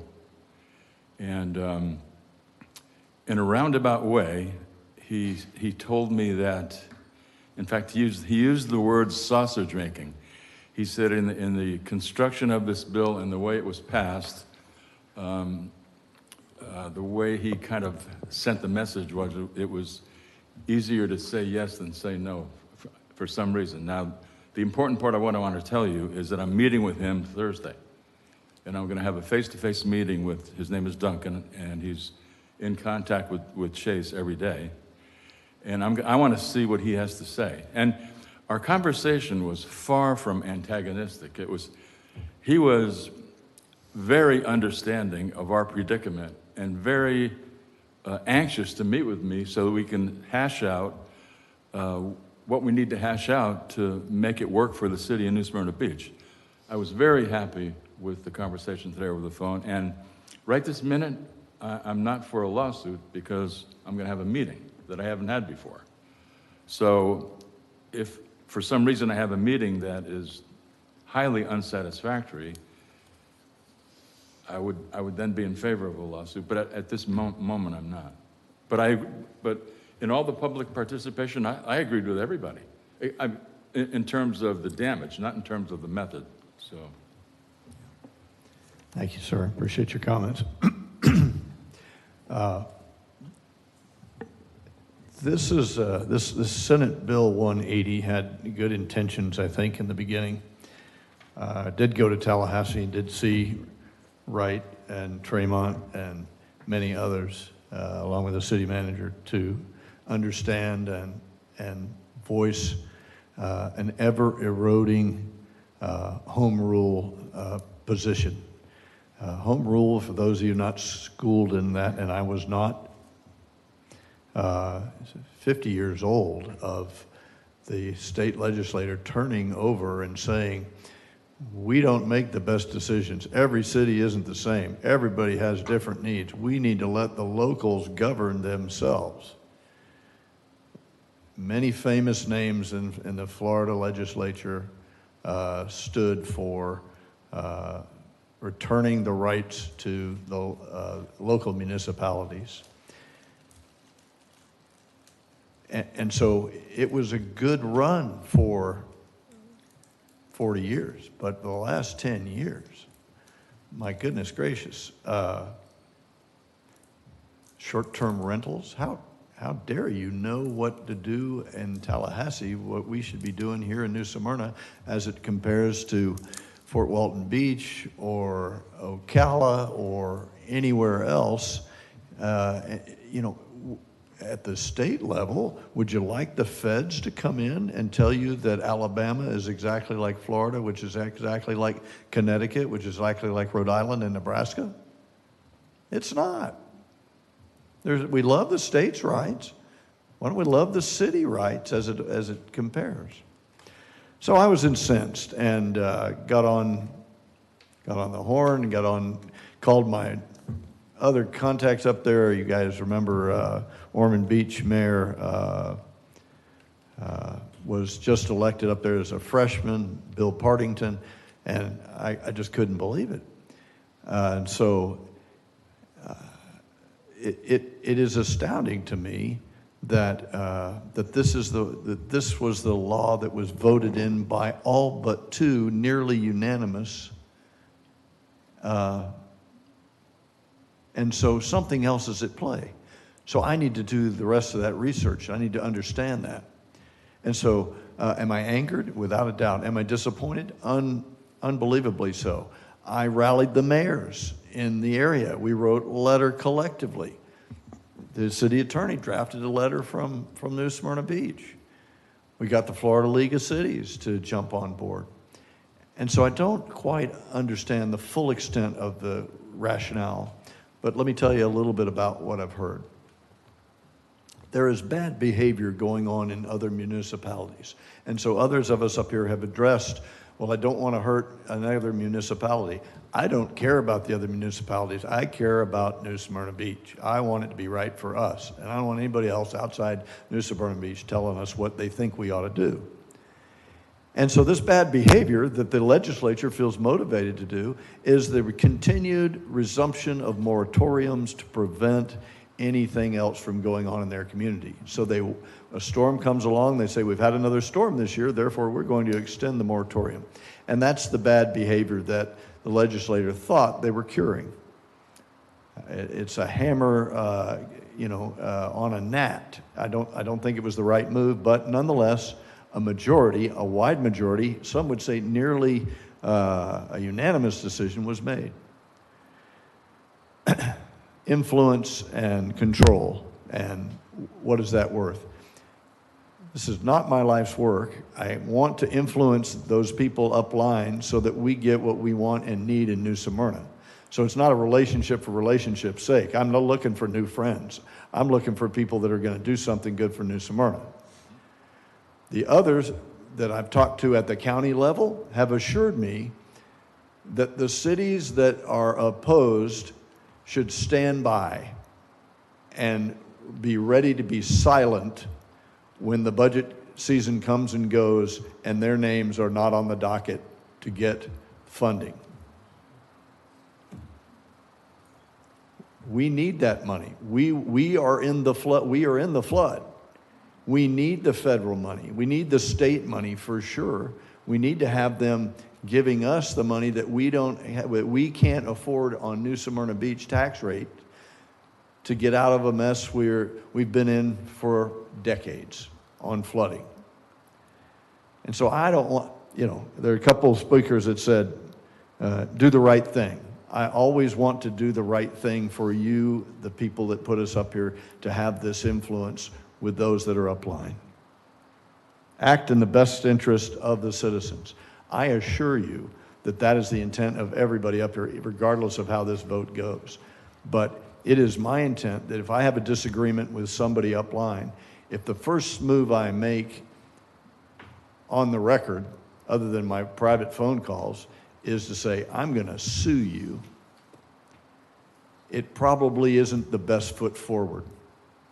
The county is in unanimous consent through their county attorney that says, let me write a powerful amendment that gets this back for us. Legislators up there have told me, Fred, we can work this back through the judicial system and through the legislative docket next year, this coming year.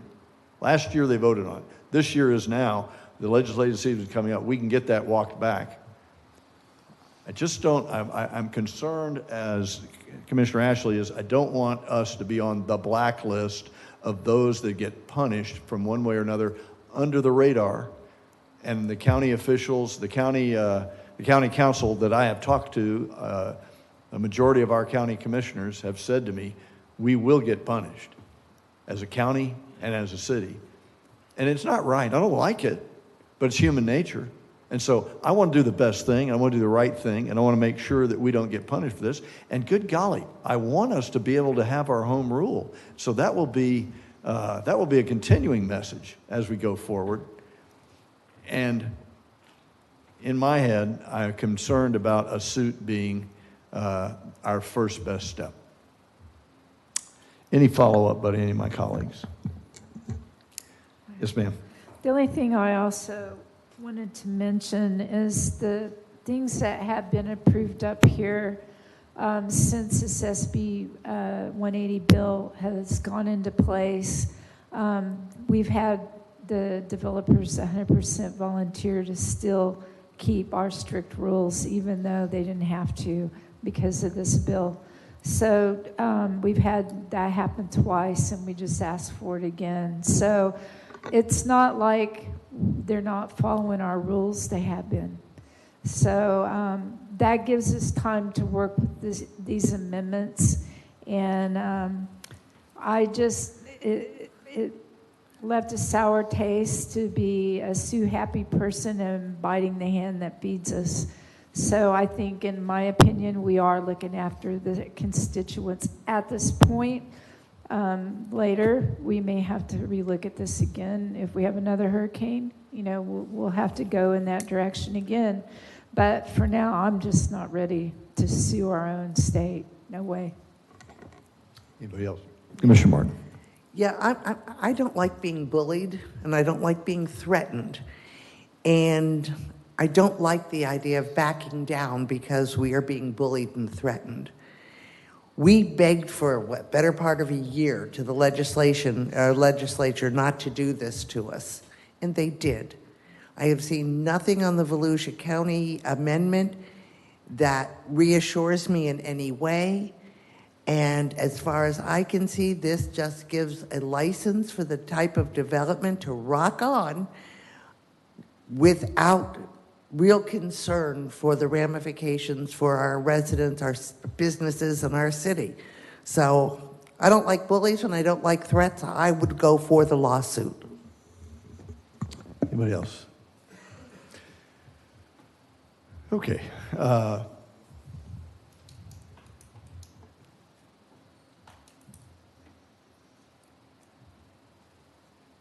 We have an opportunity here with lawyers and in any type of settlement, in any type of conversation, if your opening volley is, I'm going to sue you, you've already got a problem because you're not going to talk. You're going to volley back and forth, and I don't know how many years that'll take. So my view is that if we have the county attorney who has written legislation that will help New Smyrna, I want it to win. And if the legislators up there are telling me, you can do this, we will help you get there, then I want their help. I don't know what the lawyers will do. I don't know how successful they'd be. I don't know if lawyer talking to lawyer is the solution when we've got an opportunity to make amendments. Here, we're going to give you an amendment. You don't have to do any work up there in Tallahassee. Here, we're put this one through, and then they'll wordsmith whatever they want on it, but we will have done the work that we need to do for our county and for our city. I just like those odds a whole lot better than punch in the nose that says, hey, we're going to sue you, we'll see you in court. That's just my approach. And I want to be smart. I'm sure working harder is the right way. I want to work smart about it. So that's my idea about how we should work smart. And the number's staggering. There are 300 and some, nearly 400 cities that say, oh no, I'm not going to. You think they're not having the same conversation? They're all talking like we are. And they've made the determination they're not doing it. 14 people, 15 people, you want to follow Edgewater? Knock yourself out. But 14 or 15 cities have jumped up and said, okay, we're going to fight. But 400 others have said, no, not smart. Counties, 67 counties in Florida, 65 of them, 66 of them have said, no, thank you. We're gonna work collectively. What if the League of Counties and the Florida League of Cities got together, and they are, to say, we're gonna help with our lobbyists and our lawyers? We've got an overwhelming opportunity to get this back. So I speak in favor of the negotiated amendment settlement. Any other follow-ups? Madam City Clerk, please call the roll. We need a motion. Move to approve. A motion to approve and a second. So it's a motion to approve resolution number 2225, which would authorize the city to participate in a class action lawsuit against the state in opposition to Senate Bill 180. So a yes vote means you're in favor of the litigation. A no vote means you would like to work with the legislators. So we have a motion, we need a second. Second? Take your pick. Okay. Commissioner McGurk. Yes. Vice Mayor Martin. Yes. Commissioner Ashley. No. Commissioner Perrine. No. Mayor Cleveland. No.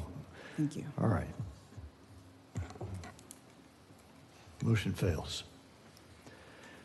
We don't have any quasi-judicial hearings tonight. We'll move on to public hearings. A public hearing will be conducted to the adoption of ordinance 5325, which, if adopted, would revise the household and commercial solid waste. Madam City Attorney, would you read it for the second time by title only, please? Ordinance number 5325, an ordinance of the City of New Smyrna Beach amending ordinance number 4924 to revise user charges for the collection of garbage and household trash, yard trash, and household receptacles, providing for public hearing, providing for conflicting ordinances, providing for severability, and providing an effective date.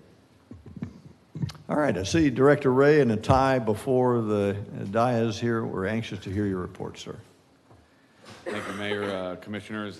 Yeah, so this is the second reading for the increase for the charges for household garbage.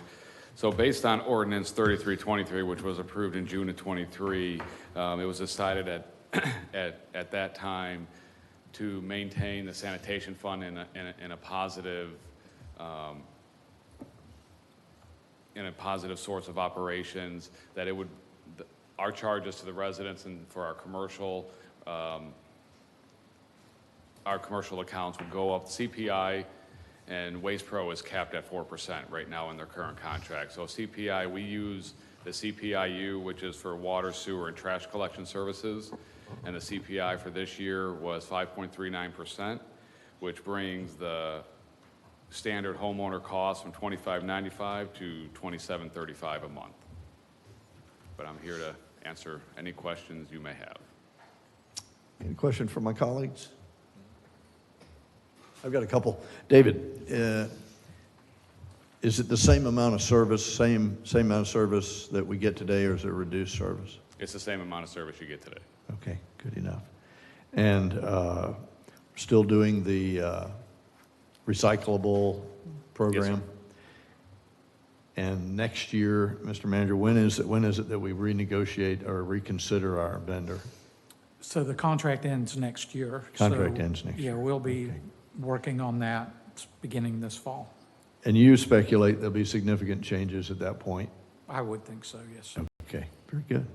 Okay. No other questions. Thank you very much. Appreciate that, David. Public hearing is now open. Is there any citizen who wish to speak on this topic? Please come forward and you'll be heard.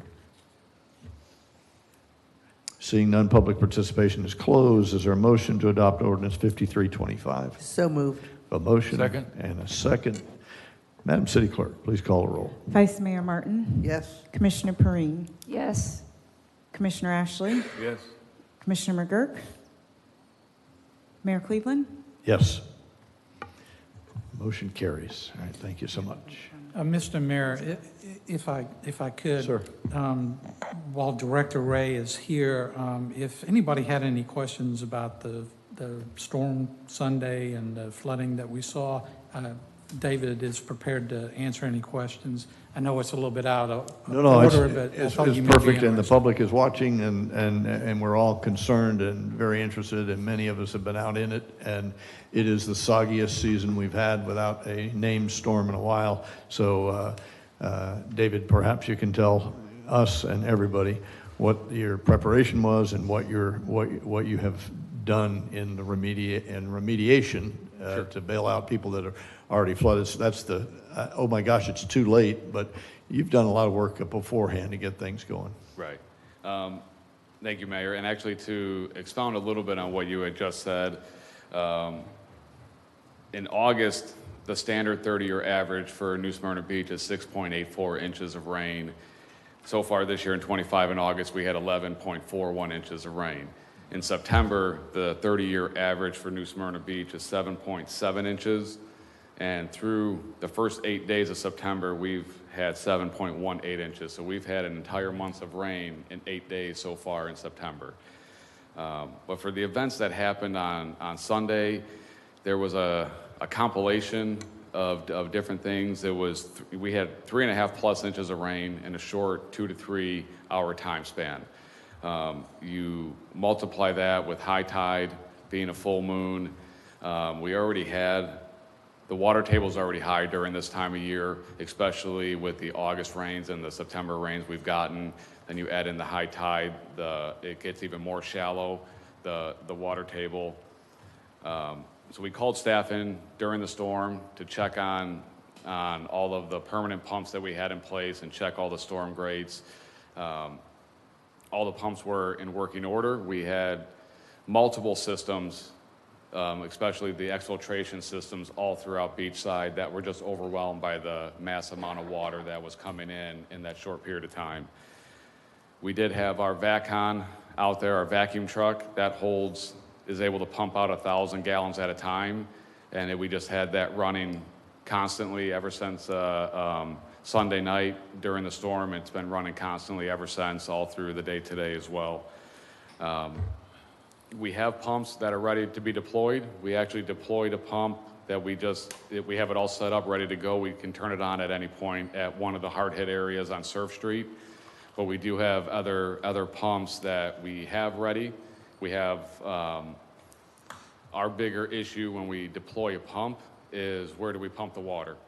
We don't want to cure one problem and create and flood out someone else. So that's the biggest problem that we have when we try to pump the water and bring a pump to help someone. That's where our vacuum truck comes in handy the most, because we can actually vacuum the water out and dispose of it in a completely different area. We can dispose of it on the mainland side.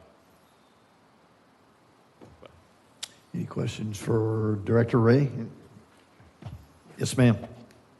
I'll only say I was impressed by running into your staff. It was, late Sunday night, I'm running around in the water, and your staff was out there, and I thank you. I think one was even replacing one of the hoses, one of the blue hoses. It wasn't easy at that hour in that site. Commissioner McGurk. Thank you. Yeah, listen, you guys being on call and getting on top of that is great. I think we need to figure out a way to, as a city, this is not on you, but we need to figure out a way to communicate the issues of flooding in this community. Some of this flooding, people interpret or understand it as something that's new. I can tell you that the flooding on Flagler has been going on for 50 years. Now, that doesn't mean that's what our response is. Hey, it goes on 50 years, it is what it is. We have to try to find a way. It's crazy to me that one of the most viable business districts in the community has an element of it, a block of it that floods and challenges those businesses in a very difficult way. So we need to find out whether or not there is something we can do. And there may not, we may be doing it may be limited. Chuck Carter mentioned some big thing, holding tank below the ground somewhere. Listen, maybe that's true. You know, there's all kinds of odd things that we find around old cities and things that people have done.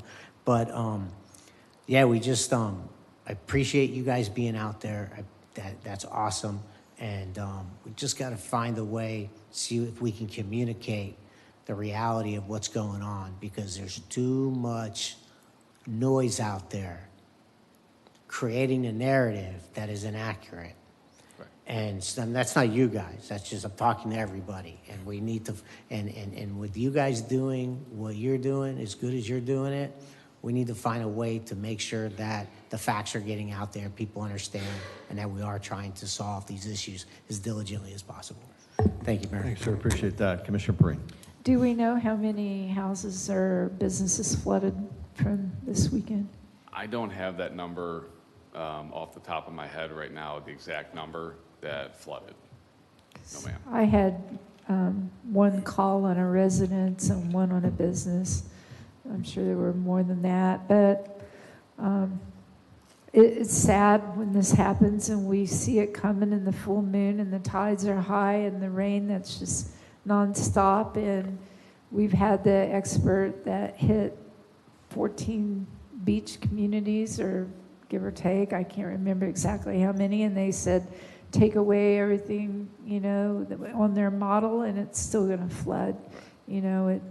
So we do need to get the word out, like Commissioner McGurk stated, so that this narrative stops that we're not doing our jobs, because we are. Right. And there's just some things we just can't do, and it has been. I mean, the biggest flood on Flagler Avenue was, you know, how many years ago we saw that. So, you know, we just need to be mindful that right now is a tense time, and we've got to make sure we get that out all the time, what Mr. Kyle's doing, you know, and what you guys are doing with the dredging. And I saw that in that, but it didn't address Venetian Bay. So then we got a letter from Venetian Bay saying, well, what about us? So we need to make sure that communication stays open.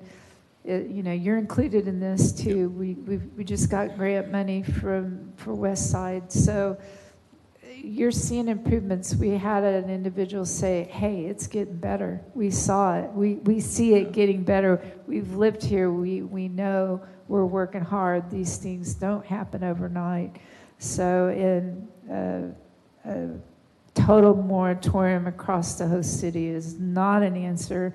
And these other cities are going to find that out fast. That is a wrong decision. Yep. That they'll learn. Yep. Thank you, ma'am. Appreciate that. Commissioner Ashley. Okay. No, you're good. Okay. Kudos. You're not Moses, but you're pretty close. All right. So I like that. And you heard at least a couple residents tonight come up and say, "Hey, last time it did. This time it's not. There's a new lift station here. It's working really well." So we want that all over town. And so not just your reactive stuff, which you've always been an ace at, but the stuff you're doing ahead of time, and with the county, and with the HOAs, where all of us have the canal that runs from one to the other. The water doesn't know the difference. They don't care who owns it. We just want it. We just need it clear. what you're doing, and when you reach out to Ben Bartlett and the county's crew and make sure that you're dovetail, or you see something and you say something, hey, it's not mine, but it's yours. Would you like to come and get it? If you can't do it, I'll do it. I've seen you do that. So those are the preemptive things, and it's not one and done. It's not one season and done. So I appreciate you staying on it, and if you can think your way through, you and the manager, of what inventive things we can do going forward, that would be awesome. I appreciate that. The piece of the puzzle that the narrative that Commissioner McGurk talks about is what's the wrap? What's going on the wire? What's the social media people and people that are speculating about what's causing this? Well, we've had, just prior to Mr. Cowper's arrival, we've had a study, we've had modeling run, we've had the engineers, we've had the facts run pre and post different developments, communities around town run, with no difference in results. So we can keep talking about what we think is causing it, or we can continue down the path that we are and work on the master plan that the county is behind, that the county is funding us for, work on phase 2 of the assessment that Mr. Cowper has got going on, and that Kyle Fegley is head and shoulders down on trying to figure this out and get to a place where we're not today. It's terrible. People are devastated about their homes and their businesses. It's not good enough to say, I know Flagler's done it for 50 years, but oh, so sad, too bad. We've got to do something different than we're doing today. And it will take a monumental effort, and it won't be done in 10 minutes. And that said, I don't want you to let up. So between you and Kyle and the rest of the team, make good use of this lesson. It's raining right now. It's been raining for days. Yep. You got in a week what we get in a month. Mm-hmm. We're in a high season for the next few years. If you listen to Ben Bartlett's pitch, which he gave in this room, he said the Florida rain system will vary for a season, for several years, and before we go back down to the trough where we will receive less rain.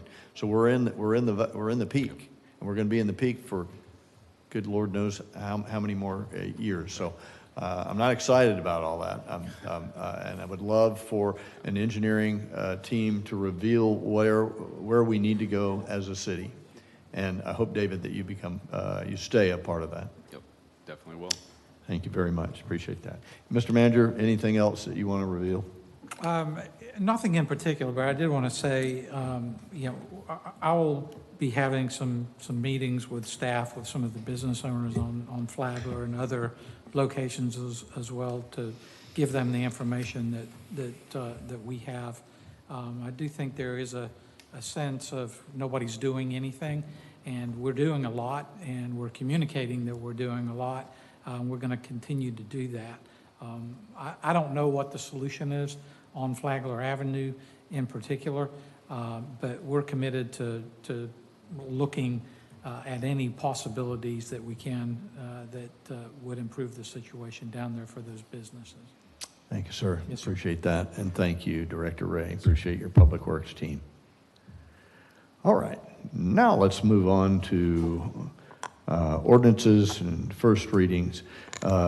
These are 7 in a row, I think. And if you don't mind, Madam City Attorney, would you set up the conversation, maybe even hearken back to how we got to this point, and how we will, as a city, help execute each of these ordinances with the Supervisor of Elections in the room. I'm sure she's waiting with bated breath. We're going to have a discussion tonight, which we don't normally do on first readings, just to fulsomely show the public what we are thinking about as we turn a decision over to the public on amendments to the charter. With that as the prefix, would you please? So instead of going back to December time 2024, I'll go back just probably in the last month or so. These items were before you probably in early August. At that time, there was a decision to put these off until November 2026. At the last city commission meeting, commission direction was for me to bring back the 7 ordinances for consideration at the November 2025 special election. That's what I have here tonight for you, is 7 different ordinance proposals drafted for a election date of November 4th, 2025. Thank you to Ms. Lewis for her flexibility in allowing us to go back to that agenda. I'll start with each one, and I would like, just kind of to make sure we're still proceeding in the same manner as last meeting. I will ask for a vote tonight just to let Ms. Lewis know where we're tracking and make sure we're still going the same direction. So just a clarification for the citizens. This is not a vote on yes or no for any of these. This is a vote on if to bring it to the public, for the public to determine yes or no at an election. So we're not voting on whether we like the amendments. We're voting on whether or not to bring them to the public so the public can make that assessment. Would you go a bit further, maybe between you and the manager, can talk about some of the techniques we're going to use either through the supervisor's ability to advertise a special election. I'm concerned that I want the word out. We want maximum participation. So what is it we're willing to do on top of what Ms. Lewis is going to do to get the word out that says, hey, please come out and vote. This is our seminal document. This is the most important vote you're going to make. Stuff like that. Have you got any ideas on that? Yes, so starting with the legal requirements, notice of the election and these questions will be run the 5th week before the election and the 3rd week before the week of the election. That's being handled by the clerk's office. Each of these 7 ordinances will have an advertisement 10 days before the adoption hearing, which would be on September 23rd, 2025. The city cannot advocate for or against these propositions, so generally what we do, and I know Mr. Vesky already has a charter review page up on the city website, but factual information, frequently asked questions, that type of information will be posted there. I'm sure Mr. Cowper will probably be giving Mr. Vesky the direction to, promote it on social media, Facebook, all of that, and I think probably one of the best things we could do is hold some forums, public forums. We could do several forums, as many as you think is appropriate, where we can present information, answer questions, and inform the voters as much as possible. It's probably our best way to get information out. When we're trying to understand why they did what they did, is it out of order, or would it be appropriate to have either the chair or members of the review committee available to opine to why they decided what they decided as part of that workshop or part of that forum? We can look back and see how it was handled in 2020, but that's a possibility where you could have a back and forth with the Charter Review Board if they're willing to meet. Yeah, thank you. And one more question, without objection, have the supervisor of elections perhaps. Will voters be able to vote early, vote by mail, vote like they always have? What are the processes and procedures, if you don't mind, Lisa, giving us a walkthrough of how you will promote this election? Good evening. Lisa Lewis, Supervisor of Elections. This is up to you. It has been presented, the estimate that I gave you was either a full election with early voting if you wanted to pay for it over here. Now, I offer it at my office 8 to 5, Monday through Friday, what I do for any municipal election in the off year or a special election. If you want to have an early voting site over here, that is an additional cost because it's special. But there is the opportunity for early voting, at least at our office. Vote by mail. I was telling Ms. Martin earlier that we've already got over 1,700 requests for New Smyrna Beach. I think most of that came whenever the special Senate or Congressional District 6 election, when everybody over here thought it was for them too. So would you repeat that? There's 1,700 people in New Smyrna who have asked for a ballot for the special election Not for the special election, just to have one on file. on file, so that when a special election comes up, Yes. they will automatically So any get a election ballot. from now till the end of So 2026, if I'm a they're resident eligible. and I haven't done that, what do I need to do to ask for a ballot? You can go online, you can call our office, you can submit it by mail. You can even do, if you want to do a mailing, we did one for the special congressional district with a little QR code on our postcard that just said vote by mail, because they all expired at the end of last year. So everybody has to renew. Any questions for our supervisor of elections? Yes, ma'am. How much would the cost be to add that early voting at the library? Depends on how many days you want to have it, because a municipal is not required, as like we are, to have it a minimum of 8 days. So depending on if you want weekends, it gets into overtime, the hours you want to set, but it's at least 5,000. Okay, so. And then it also depends on your location and where you want to have it, because usually we have it at the New Smyrna Beach Library, and we're getting late to where they already have activities planned. So it could be at one of your city facilities. And in anticipation of this maybe coming about, we have already contacted all the polling places, and they are all on board. I finalized the city tonight, providing Coronado Civic Center is not under construction. Any other questions for Ms. Lewis? Yeah, well, I just want to clarify. So we have the 58 base. Early voting would add another, what, you said five or so to that.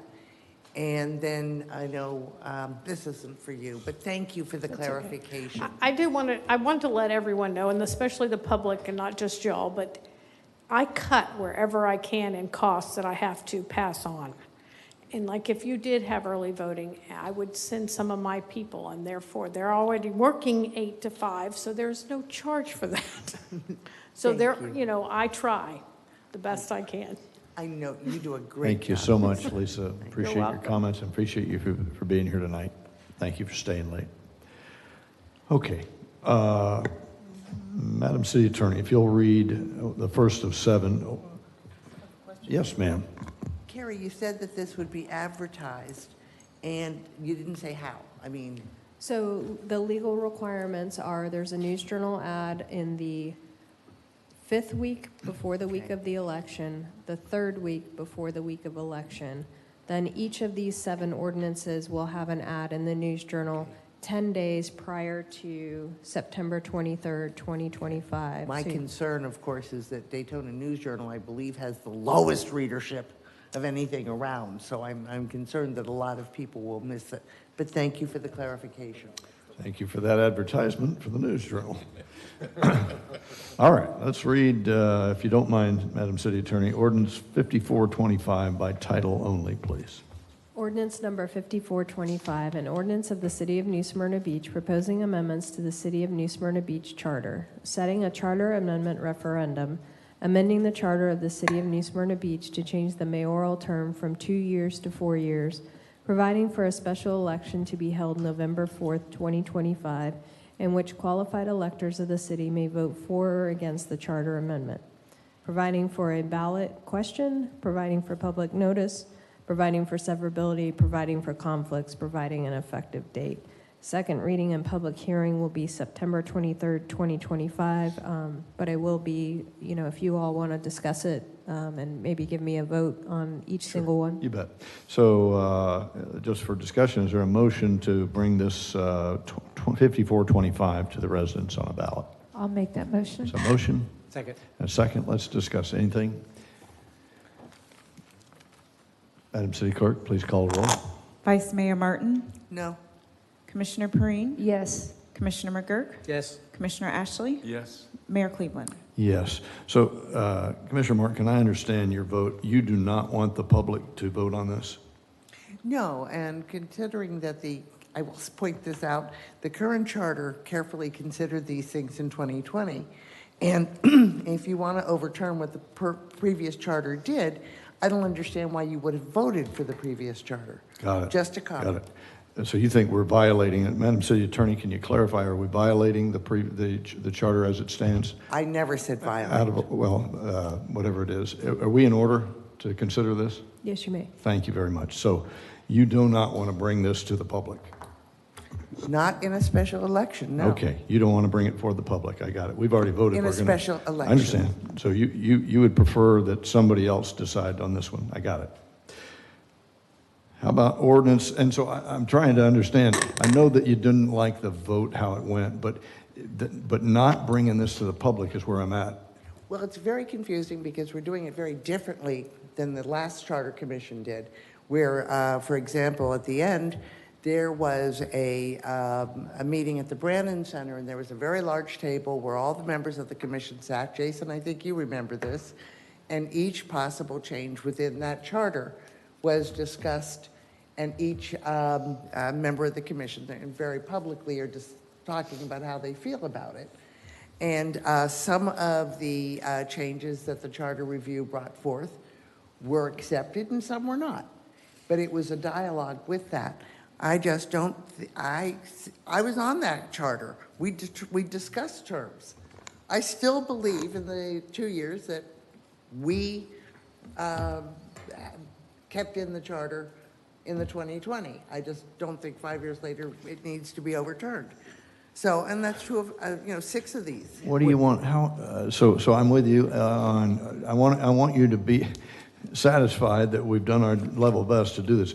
If we held another public forum where like we did at the Brannan Center, I was present for that, and so would that help you decide to bring these as long as we're discussing it?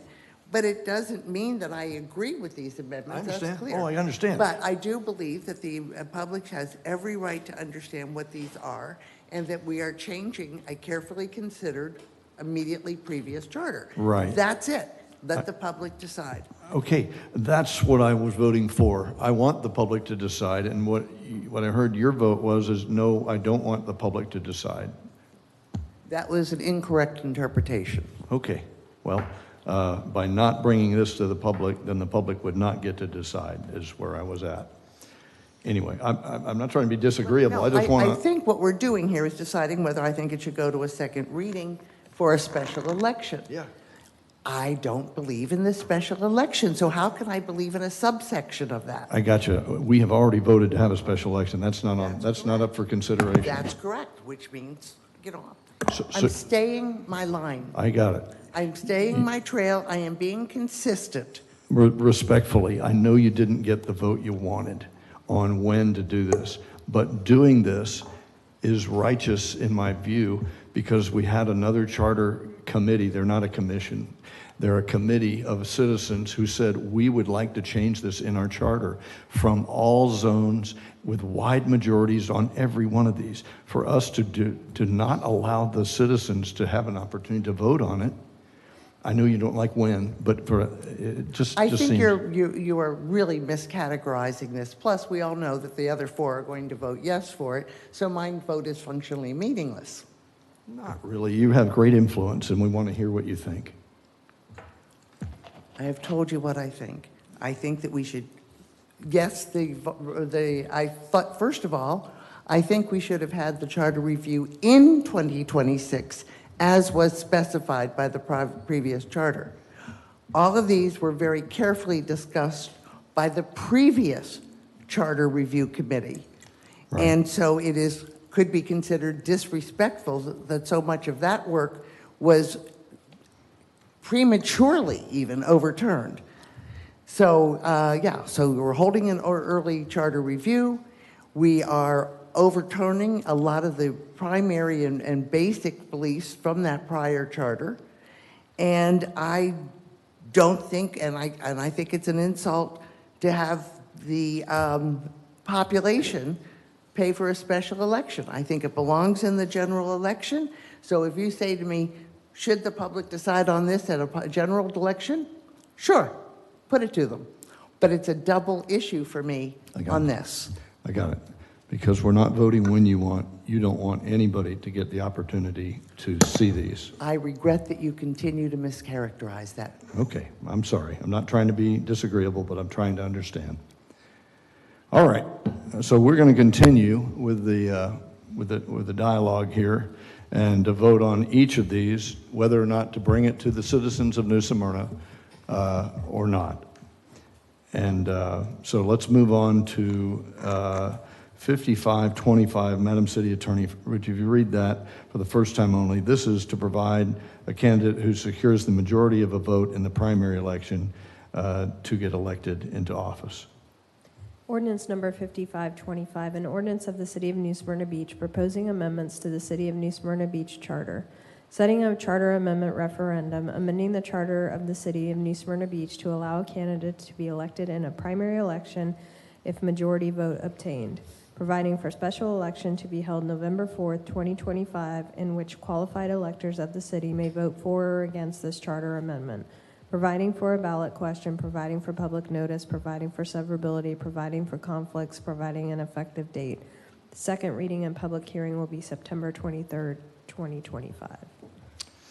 Thank you, ma'am. Appreciate that. Is there a motion to adopt 5525? I'll make that It's a motion. motion. Second. And a second. Yeah, how about the discussion? Anybody want to talk about this one? So, as I understand it, this is the one the inside baseball people call 50 plus 1. This is if you have 3 people running for an election and one person gets more than 50% of the vote, like all other cities in Volusia County, that person becomes the elected. Is that right, accurate? Have I got it right? Correct. Okay. All right, very good. Anybody else want any clarifying remarks or discussion? Yes, I ma'am. think we were the rare city that didn't do it the way of the majority, is what I understood from Lisa when she was here before, which tells me that they shouldn't have changed it to that to begin with. But We deviated from the norm, Yeah. and this is going to fix a mistake. That's my opinion. thank you. Thank you, sir. Any other discussion? Is there a motion to, okay, we have a motion and a second. Madam City Clerk, call the roll. Commissioner Perine? Yes. Commissioner McGurk? Yes. Vice Mayor Martin? No. Commissioner Ashley? Yes. Mayor Cleveland? Yes. So if I could ask respectfully, ma'am, is it your view that all candidates should go to the general election even if they win 50% of the vote? I believe I do, but again, remember, we're discussing whether to bring this forward in a special election, as is clearly stated in the opening lines of each resolution. My personal belief is yes, because in August, particularly in Florida, we have a lot of people who are escaping the heat. You put that together with people who don't believe in vote by mail, and they're out of town. They're out, someplace cooler, Asheville, whatever. I think we have a much lower turnout in the August primary. So I believe that the previous charter was right in considering that and having the top 2 vote getters go to the general election. That being said, this vote is on whether we should have this 2025 election. Got it. And so you would not like the voters to vote on this in 2025 and have this go to the have this go to the voters? In 2026. You don't want it to go in 2026? I didn't say, I said that I thought the voters should decide in the general election. Oh. This vote is specifically, do we want this resolution going forward in this November election? Right, and by issue. And so we're debating the merits of the issue, like you claimed that you'd like to do in public, like you guys did last time. In fact, it was debated in public, and respectfully, did you not oppose the vote of your own committee to approve that stuff? Not these, but you have excoriated me several times on not voting for the last charter, and my point is 6 of these amendments were in the last charter, and if you didn't like them, presumably you shouldn't have voted for the last charter. So I did the same thing that I would have assumed you would have done if you had wanted these things in the previous charter. But That I find absolutely irrelevant. I find this discussion to be of very little value to the commission or the public. I do not believe we should have a special election. All of these are for the special election. I happen to love the Cultural Arts Amendment. I still don't think it belongs in a special amendment. Got it. I understand. I think what I've heard you say is you would rather not have the public vote on this in 2025. That's a fair statement. Okay, thank you so much.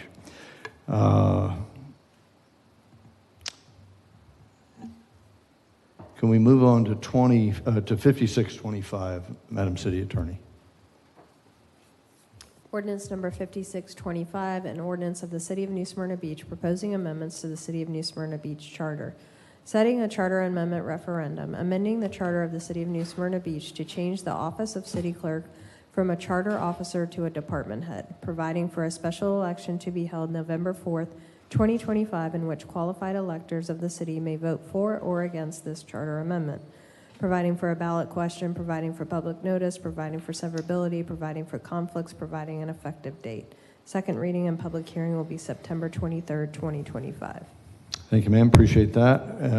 If we could have a motion to adopt 5625, please. I'll make that motion. A motion. A second. And a second. Any discussion? This one, for the audience, involves the change of the city clerk's employment designation as a charter officer to a department head. Any other discussion on that? Very good. Madam City Clerk, please call the roll. Commissioner McGurk? Yes. Commissioner Ashley? Yes. Vice Mayor Martin? No. Commissioner Perrine? Yes. Mayor Cleveland? Yes. Just for clarification, Ms. Martin, is it your intent that she would remain in limbo until November of 2026? Is that the idea? Well, I wouldn't call it in limbo. I personally believe she should stay a charter officer, which she is and will be until voted otherwise. But I also can't help but wonder if you're going to challenge every one of my votes. I've made my position clear from the first time, and I could equally challenge your votes, but I don't think it's productive. Okay, I'm just trying to understand what your vote is. I appreciate your tolerance of me. Madam City Attorney, if you'll read 5725 for the first time by title only, please. This is an amendment to the city charter, which places the salary of the electeds in the commission, which is currently in the commission's hand, into the public's hand via the charter. Ordinance number 5725, an ordinance of the City of New Smyrna Beach proposing amendments to the City of New Smyrna Beach Charter, setting a charter amendment referendum, amending the charter of the City of New Smyrna Beach to set the city commission salary by charter and to increase the salary, providing for an election on the official ballot of the general election to be held November 4th, 2025, in which qualified electors of the city may vote for or against this charter amendment, providing for a ballot question, providing for public notice, providing for severability, providing for conflicts, providing an effective date. Second reading and public hearing will be September 23rd, 2025. Okay, is there a motion to adopt 5725? I move to adopt. Second. Okay, any more discussion? Discussion. Yes, ma'am. So I get tripped up here with what I'm reading in social media, and it really bothers me. And it's the percent. And people don't realize that we only, as a commissioner up here, we only make, I think it's $21,000 a year. So that increase by doing this, taking us out of the equation to vote for our own raise and tying it the way we have looks like an enormous raise. But if we continue doing it the way we've been doing it with the 3% a year, that 3% is $600 a year for us. You know, that's $12 a week, folks. So, I mean, there needs to be a balance here somehow.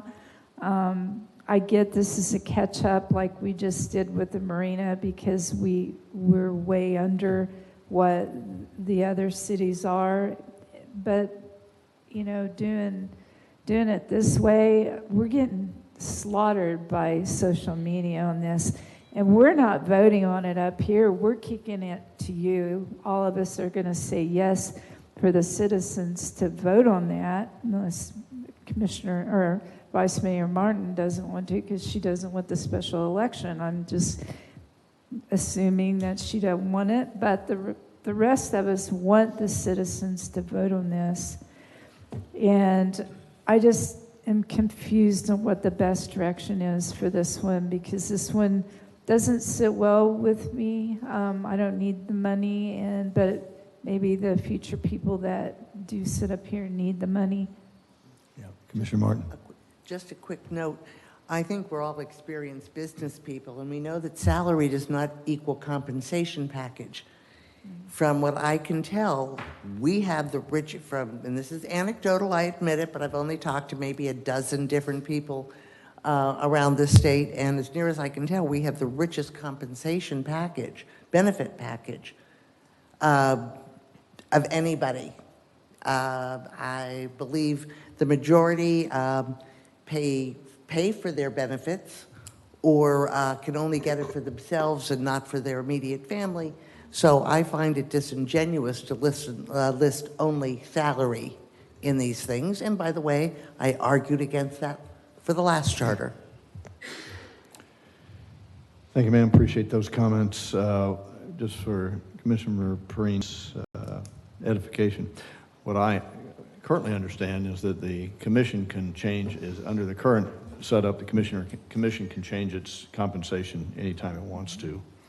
What I like about this is this allows the citizens to decide what they want the compensation for the commission to be, or what they want the salary for the commission to be.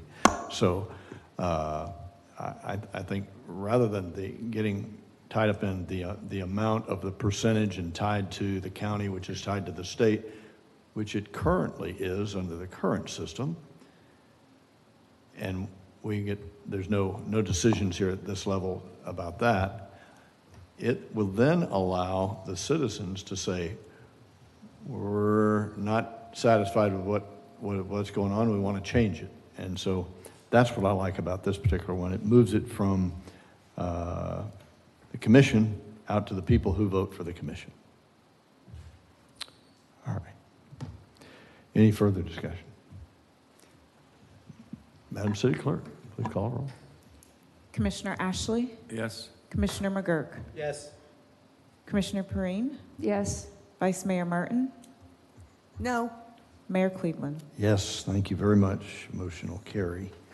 We'll move on to 5825, please. Madam City Attorney, if you'll read ordinance 5825, which is the verbiage about revision to section 603 on historic preservation.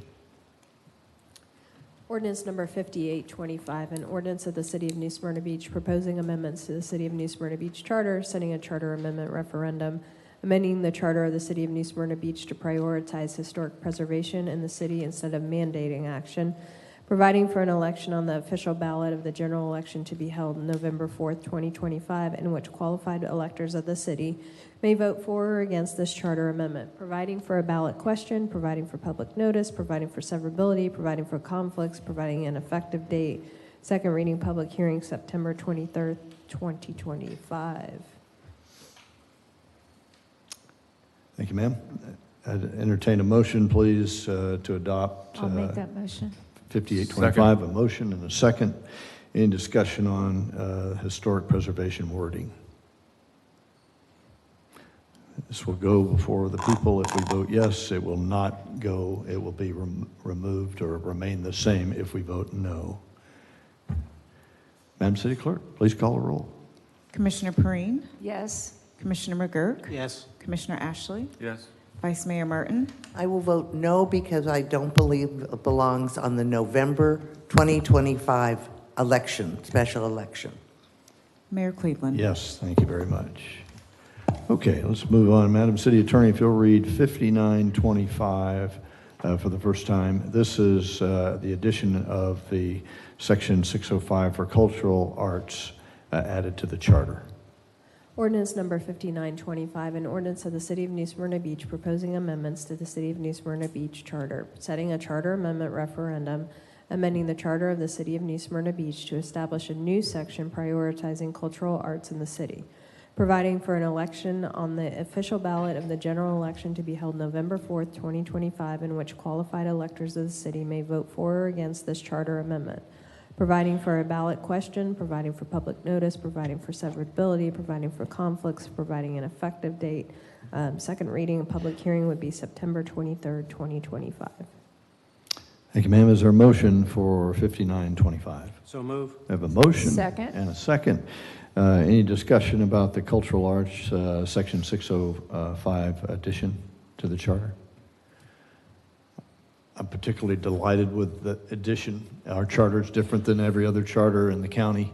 We stand proud that ours is 50-some pages, and that we look forward to promoting that we are a cultural arts forward community, much similar to the previous one, which talks about historic preservation. Very excited about that. Any other discussion? This will allow the citizens to vote on this in 2025. Madam City Clerk, please call the roll. Commissioner McGurk? Yes. Commissioner Ashley? Yes. Vice Mayor Martin? I love this amendment, but no to a special election in November 2025. Commissioner Perine? Yes. Mayor Cleveland? Yes. I think the vote is now that we will bring this to the people. All right. Madam City Attorney, 6025, please, by title only for the first time. This is about the timing for the follow-on charter review, if I remember right.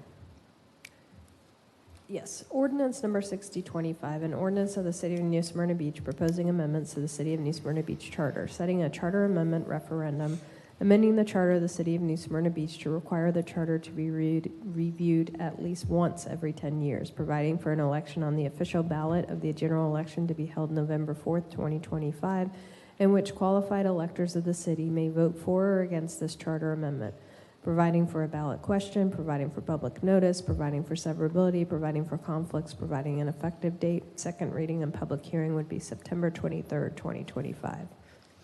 Thank you, ma'am. Appreciate that. Is there a motion for 6025? Make that motion. A motion and a second, and any discussion? So if I remember right, this says not more than 10 years between reviews. Madam City Attorney, can a commission commence, when can a commission commence to reviewing a charter? At any time it so desires. Anytime, now and anytime. Could And be now 6 this months just from codifies. now, a year from now. Got it. Yeah. Okay. Very, very good. Any further discussion? Okay, this one will bring this to the public in 2025 to determine when the next charter review will take place. And just for my recollection, Commissioner Ashley, there were some items that you wanted to have looked at in the future in the preamble, is that right? Yeah, I was concerned about that. And Commissioner Martin had some things she wanted to have looked at. So this allows no longer than 10 years before we review that, I think. Have I got that right, Madam City Attorney? Correct. Okay. Madam City Clerk, please call the roll. Commissioner Ashley? Yes. Vice Mayor Martin? No, it should be November of 2026. Commissioner Perine? Yes. Commissioner McGurk? Yes. Mayor Cleveland? Yes, okay. Thank you very much. Now, when will we see these again, Madam City Attorney? September 23rd, your next commission meeting, those will be public hearings, so the public will be able to come and speak at each item. Got it. We'll have public participation at that point as well on each item. Correct. Very good. Okay. Thank you very much. Let's move on to the city clerk's section on the boards. This is just to let people know that we do have vacancies on our boards and commissions, and if you're interested in applying and becoming a part and active, to go to the city clerk's website and submit your application. That's all for today. Thank you, ma'am. Appreciate that. On to comments by the mayor and commissioners. Vice Mayor. Yeah. Well, let's see here. I was so honored to attend Crime Stoppers a banquet and see our own Scott Riera get the Officer of the Year award for our class. I say you rock, Chief Clerk and Kirk and Officer Riera. I am also very happy that our 27th Avenue playground is complete and beautiful. Many thanks to Director Ray and his staff for their good work. In addition to this, feather signs have proliferated in New Smyrna Beach, so we can have multiple feathers, even in multiple residential lots, as well as along 44 and US 1, Canal and Flagler. Rather, in some areas, sort of gives the impression that New Smyrna Beach is one giant used car lot. So I'm asking if we could consider feather signs as a singular issue along with discontinuing the mandate on pole signs. So just to tackle the singular issue of feather signs, like how many can you have? And if the commission, my colleagues would. So I think that's enough. I do hope that my colleagues would consider attacking the singular issue of feather signs. Anything else, ma'am? Okay, very good. Commissioner McGurk? Thank you, Mayor. A couple of things. One is Holly Smith reached out to me. She's with Will Roberts' office. Will Robert created something called Tag Art, which are license plates. And right now, all the Title I schools are going to benefit from this. And, you know, each license plate sold goes to help fund art programs at Title I schools. We supported it last year at the silver level of $750. And one is I'd certainly like for us to do that again. But I'd also like us to consider a gold level at $1,500. What is Nancy? Mayor of Nancy Miller has a great program where she buys a bunch of these plates and gives them out to a lot of different places that she goes to. It's a great little thing. So I talked to Kevin about it, told him that I would mention it tonight to the commission. He was going to check the budget, see what it looked like, and see what money was available. But I would like, assuming that there's money available, to participate at the gold level this year as opposed to the silver level. Without objection, we'll have the manager look into the budget and then bring that back for a discussion here. Anybody object to that? No. Okay, very good. All right.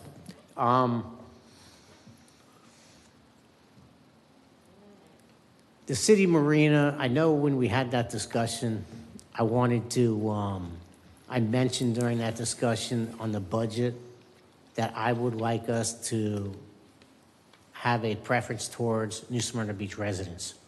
So I'd like to know whether or not the commission would support that and direct staff to make those changes or put it on the agenda for a discussion item. That's the way I feel. I see a lot of people who don't live in New Smyrna Beach in the marina, and I think our residents should have first crack at it. Thank you, sir. Commissioner Perrine. Sure. We are celebrating 1,000 people successively being housed at the First Step Homeless Shelter on September 21st from 1 o'clock to 4 p.m. And they're going to have two guest speakers at 1:30 and 3. It's an open house, so you can come and go. But if you want to time it where you can take a tour and see one of the speakers, you can come and hit the first round or the second round. But it's open to the public, and it's a great thing to go see the people that have been in the shelter that actually work there now and have stories. And I'm going to be there, and I hope to see you guys all there too, and the public as well. Thank you, ma'am. Appreciate that. Commissioner Ashley.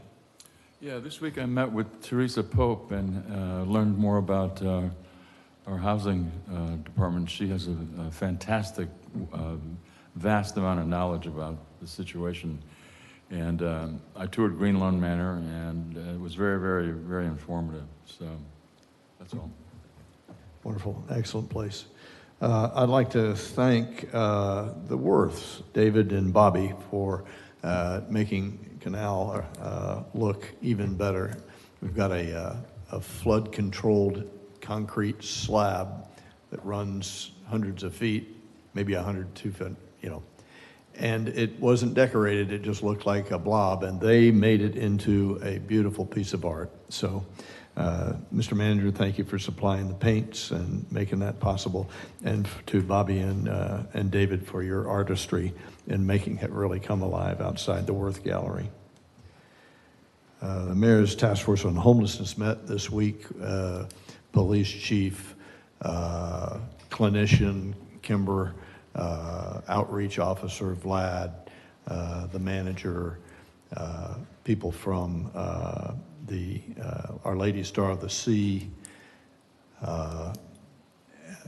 some benefactors that would like to help get the United Way to have a specific donation for the city of New Smyrna Beach, in addition to a tested commodity, the DeLand Community Center. The executive director came over to offer their services to us. And so the manager's mulling that around. We're figuring out what the next steps are on how to move forward. It dovetails nicely into your efforts up in Daytona, Commissioner Perrine. And so I was grateful to see them moving in a good direction. Echo the comments on the 27th Avenue Playground. Been a long time coming, nothing coming fast enough, but it is a work of art. It is covered in CUDA colors. It has shade. It has AstroTurf. It has all age-friendly events to play with on there. If you are impaired in any way, physically impaired, there's stuff at all different levels, up to teenagers down to toddlers. So very, very well done. And I'll remind the public this was done in cooperation with the group of moms that came in here at public participation and said, we want an input of what we put in there. And so Director Ray took a round turn on that, and they got exactly what they wanted for that neighborhood. It's a very, very nice addition. Thank you, Mr. Manager. The Volusia Elected Roundtable of elected officials met today. We had reports from the superintendent of Volusia County Schools. Our schools are now rated an A. For the first time in 20-some years, we have returned to the A status. And so congratulations to Dr. B, the school board, and all of our teachers here in New Smyrna Beach who make that happen. You are building our future, and we're just delighted that you are focusing on the right things.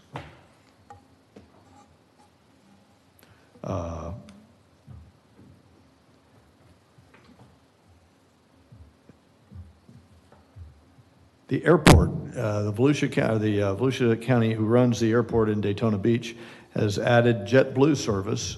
In addition, so there are 5 carriers that are now serving the Halifax area. So, and that will be daily service to many of their cities. So we're really building an airport consortium here in Volusia County, and hats off to the director for doing a great job. The last was fascinating. It was an artificial intelligence briefing by a county staff member who heads that for us. City manager and I attended at the Florida League of Cities a presentation by the city of Altamont, who uses AI effectively and has national partners to include NASA, Nabisco, General Mills, and a bunch of high-tech companies to bring AI solutions to common challenges that cities face, making their budgets tighter and making their activities more affordable. And I think that's all I have, sir. We will continue. Madam City Clerk. No report at this time, thank you. Madam City Attorney, anything from you? Have a little energy for some direction on whether or not we want to prohibit signs in the chamber. There's been a couple events this year One was a quasi-judicial item where we had signs. Well, those would be on the outside, so that's not something we could regulate. But, you know, there were issues with people getting hit by signs, blocking views. So the direction previously was to bring you back options. You can prohibit them outright. You could regulate them to a certain size, leave it as is. How does that need to come to you? I need to know what the commission will is. I know that some individuals prefer that we don't touch it. Some may prefer we prohibit them. Some may want to regulate by size. I just need to know what at least 3 of you would like. Okay, very good. We're going to go to the guy that's been up here the longest and put him on the spot and lead us to how we got to where we are and what you think we should do for the future. Commissioner McGurk. You know, since I have been up here the longest, and I got to tell you, I haven't really heard a lot of problems with it. I know we had one event not too long ago. I don't like people bringing things in and blocking people. I'm flexible on it, but we had one incident in 10, 12 years, so that I can recall. So I don't think it's something that we really need to press forward on. I think it may unintended consequences. It may create a lot of brouhaha over something that it wasn't that big of a deal. So I've heard that, and I've heard other things, and so let's go around and discuss it. At the end of that, we need to give Carrie some direction. Commissioner Perrine. I think it was a big deal because there was an individual that got hit with a stick, and then every time the guy turned one way or another, the sign was very large, and he had a paddle, you know, so from a kayak or a canoe, and he had a big sign on the paddle, and he actually hit one of our residents, and I don't even know if the guy was even a citizen, but there was more than one instance too. And then we had the firemen bring in the signs too, and their kids were laying on the ground with the signs and everything. I'd either say limit the size or not at all. And if you limit the size, then you're going to have somebody measure every time they come in the door. But that was inappropriate and disrespectful to have a paddle where you hit our citizens and then they couldn't even see the monitor. So if you don't put some kind of rules, people take advantage of them. And today's time isn't the same days as 10 years ago. And unfortunately, we've had it happen twice this year, and it needs to be nipped. Thank you, ma'am. Commissioner Martin, you have a view. I'm closest to Commissioner McGurk. I'm concerned that bringing it up will bring out, first of all, it will sort of recreate the situation and potentially give us a big burst of people complaining that we're taking away their right of free speech. So I think it would bring unnecessary, attention to the issue. And the last thing I want to see is a bunch of news stations out front of this chambers saying, these citizens believe you're taking away their right to free speech. That would be a tough scene to have out there. Thank you, ma'am. Commissioner Ashley. I'm not flexible at all, no signs. Very good. I'm in the middle. I see it literally and figuratively. I've seen it effectively done at the county, where they hold up what's equivalent of a fan like you'd see in church, and no bigger than that, and at least to get the message across. And I've watched peaceful organizations, the arts community did something like that, the environmental group did something like that. So maybe there's a middle ground there where. Sensitive to the First Amendment rights. Of course, you don't want to get in the way of that. But some type of civility where you don't have to worry about the police chief having to haul somebody out or having to call the medics in when somebody got hit with a sign probably is a reasonable thing. We help you any? Nope. Stand firm, Kerry. I like that. Stand firm. Very good. So. I've got 1 no, or I'm sorry, 1 prohibition. No 2 signs. 2 status quo, 1 size, and sounds like you're kind of size Yeah. limits. I would go no. So that's still 2 prohibit, 2 status quo, 1 size. I can go with limit the size. Well, I my mean, when you concern- have things like an oar, you have big sticks, they can become weapons very easily, but, Commissioner Martin. Yeah, my only concern is that if we do something like the fans or this limited size, it would seem to require a very organized and financed restricting it to organized and financed protest groups. Yeah. So. Yeah. And I'm just not sure that, that's appropriate for people. I don't like the attention that we would get by having it on display, that some organized group feels so strongly about something we're doing that they are going to finance special signs at a special price to be printed and distributed. That's a real statement. Yeah. How about a piece of paper about this size, 8 by 10, run it through a copier, and that's about, everybody can see that, and that's the middle ground. That's my idea. You can hold up your sign. You're not, you can crumble it up when you're done. You don't need any funding. You just need a copier. I was trying to hold the middle ground, and I'm sensitive to what she says. We don't want to make it an issue. So I would say there are certain issues that are best left to lie. And my personal opinion is that this may be one of them that will cause more angst by dealing with it than dealing with it on the rare occasion. But ultimately, it's commission direction, and I'm happy to do whichever you all prefer. Well, I have a question. Yes, ma'am.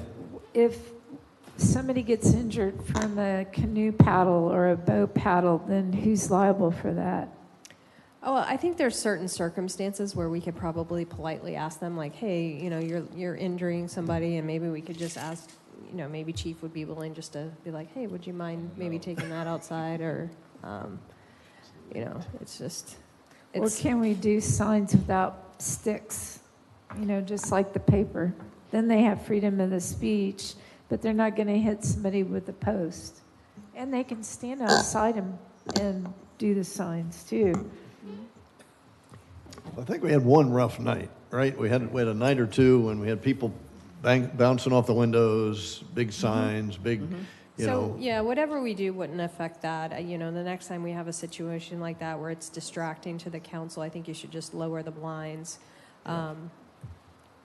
So it would only be in chambers, and whatever we do would be content neutral. I think the way to put it is, yeah, you can have signs, you can have all the signs you want. They can be as big as you want, but not in this room. You can do it in the parking lot. I really think that exactly what Carrie said, we're bringing attention to it, and right now it will probably fade away, maybe to be seen again in another 12 years. And, but we will get a reaction if we start passing regulations about this. So I think it's poking a hornet's nest. Leave it alone. Does that cover what you suggested, Carrie? Right. Thank you. So maybe I'll readdress it in another 6 months. And Do it again when we're not tired. Okay. All right? I think Okay. that's helpful. All right. Anything else? Any other exciting news from the legal front? You got everything tonight. Okay. Mr. Manager. Nothing else, sir.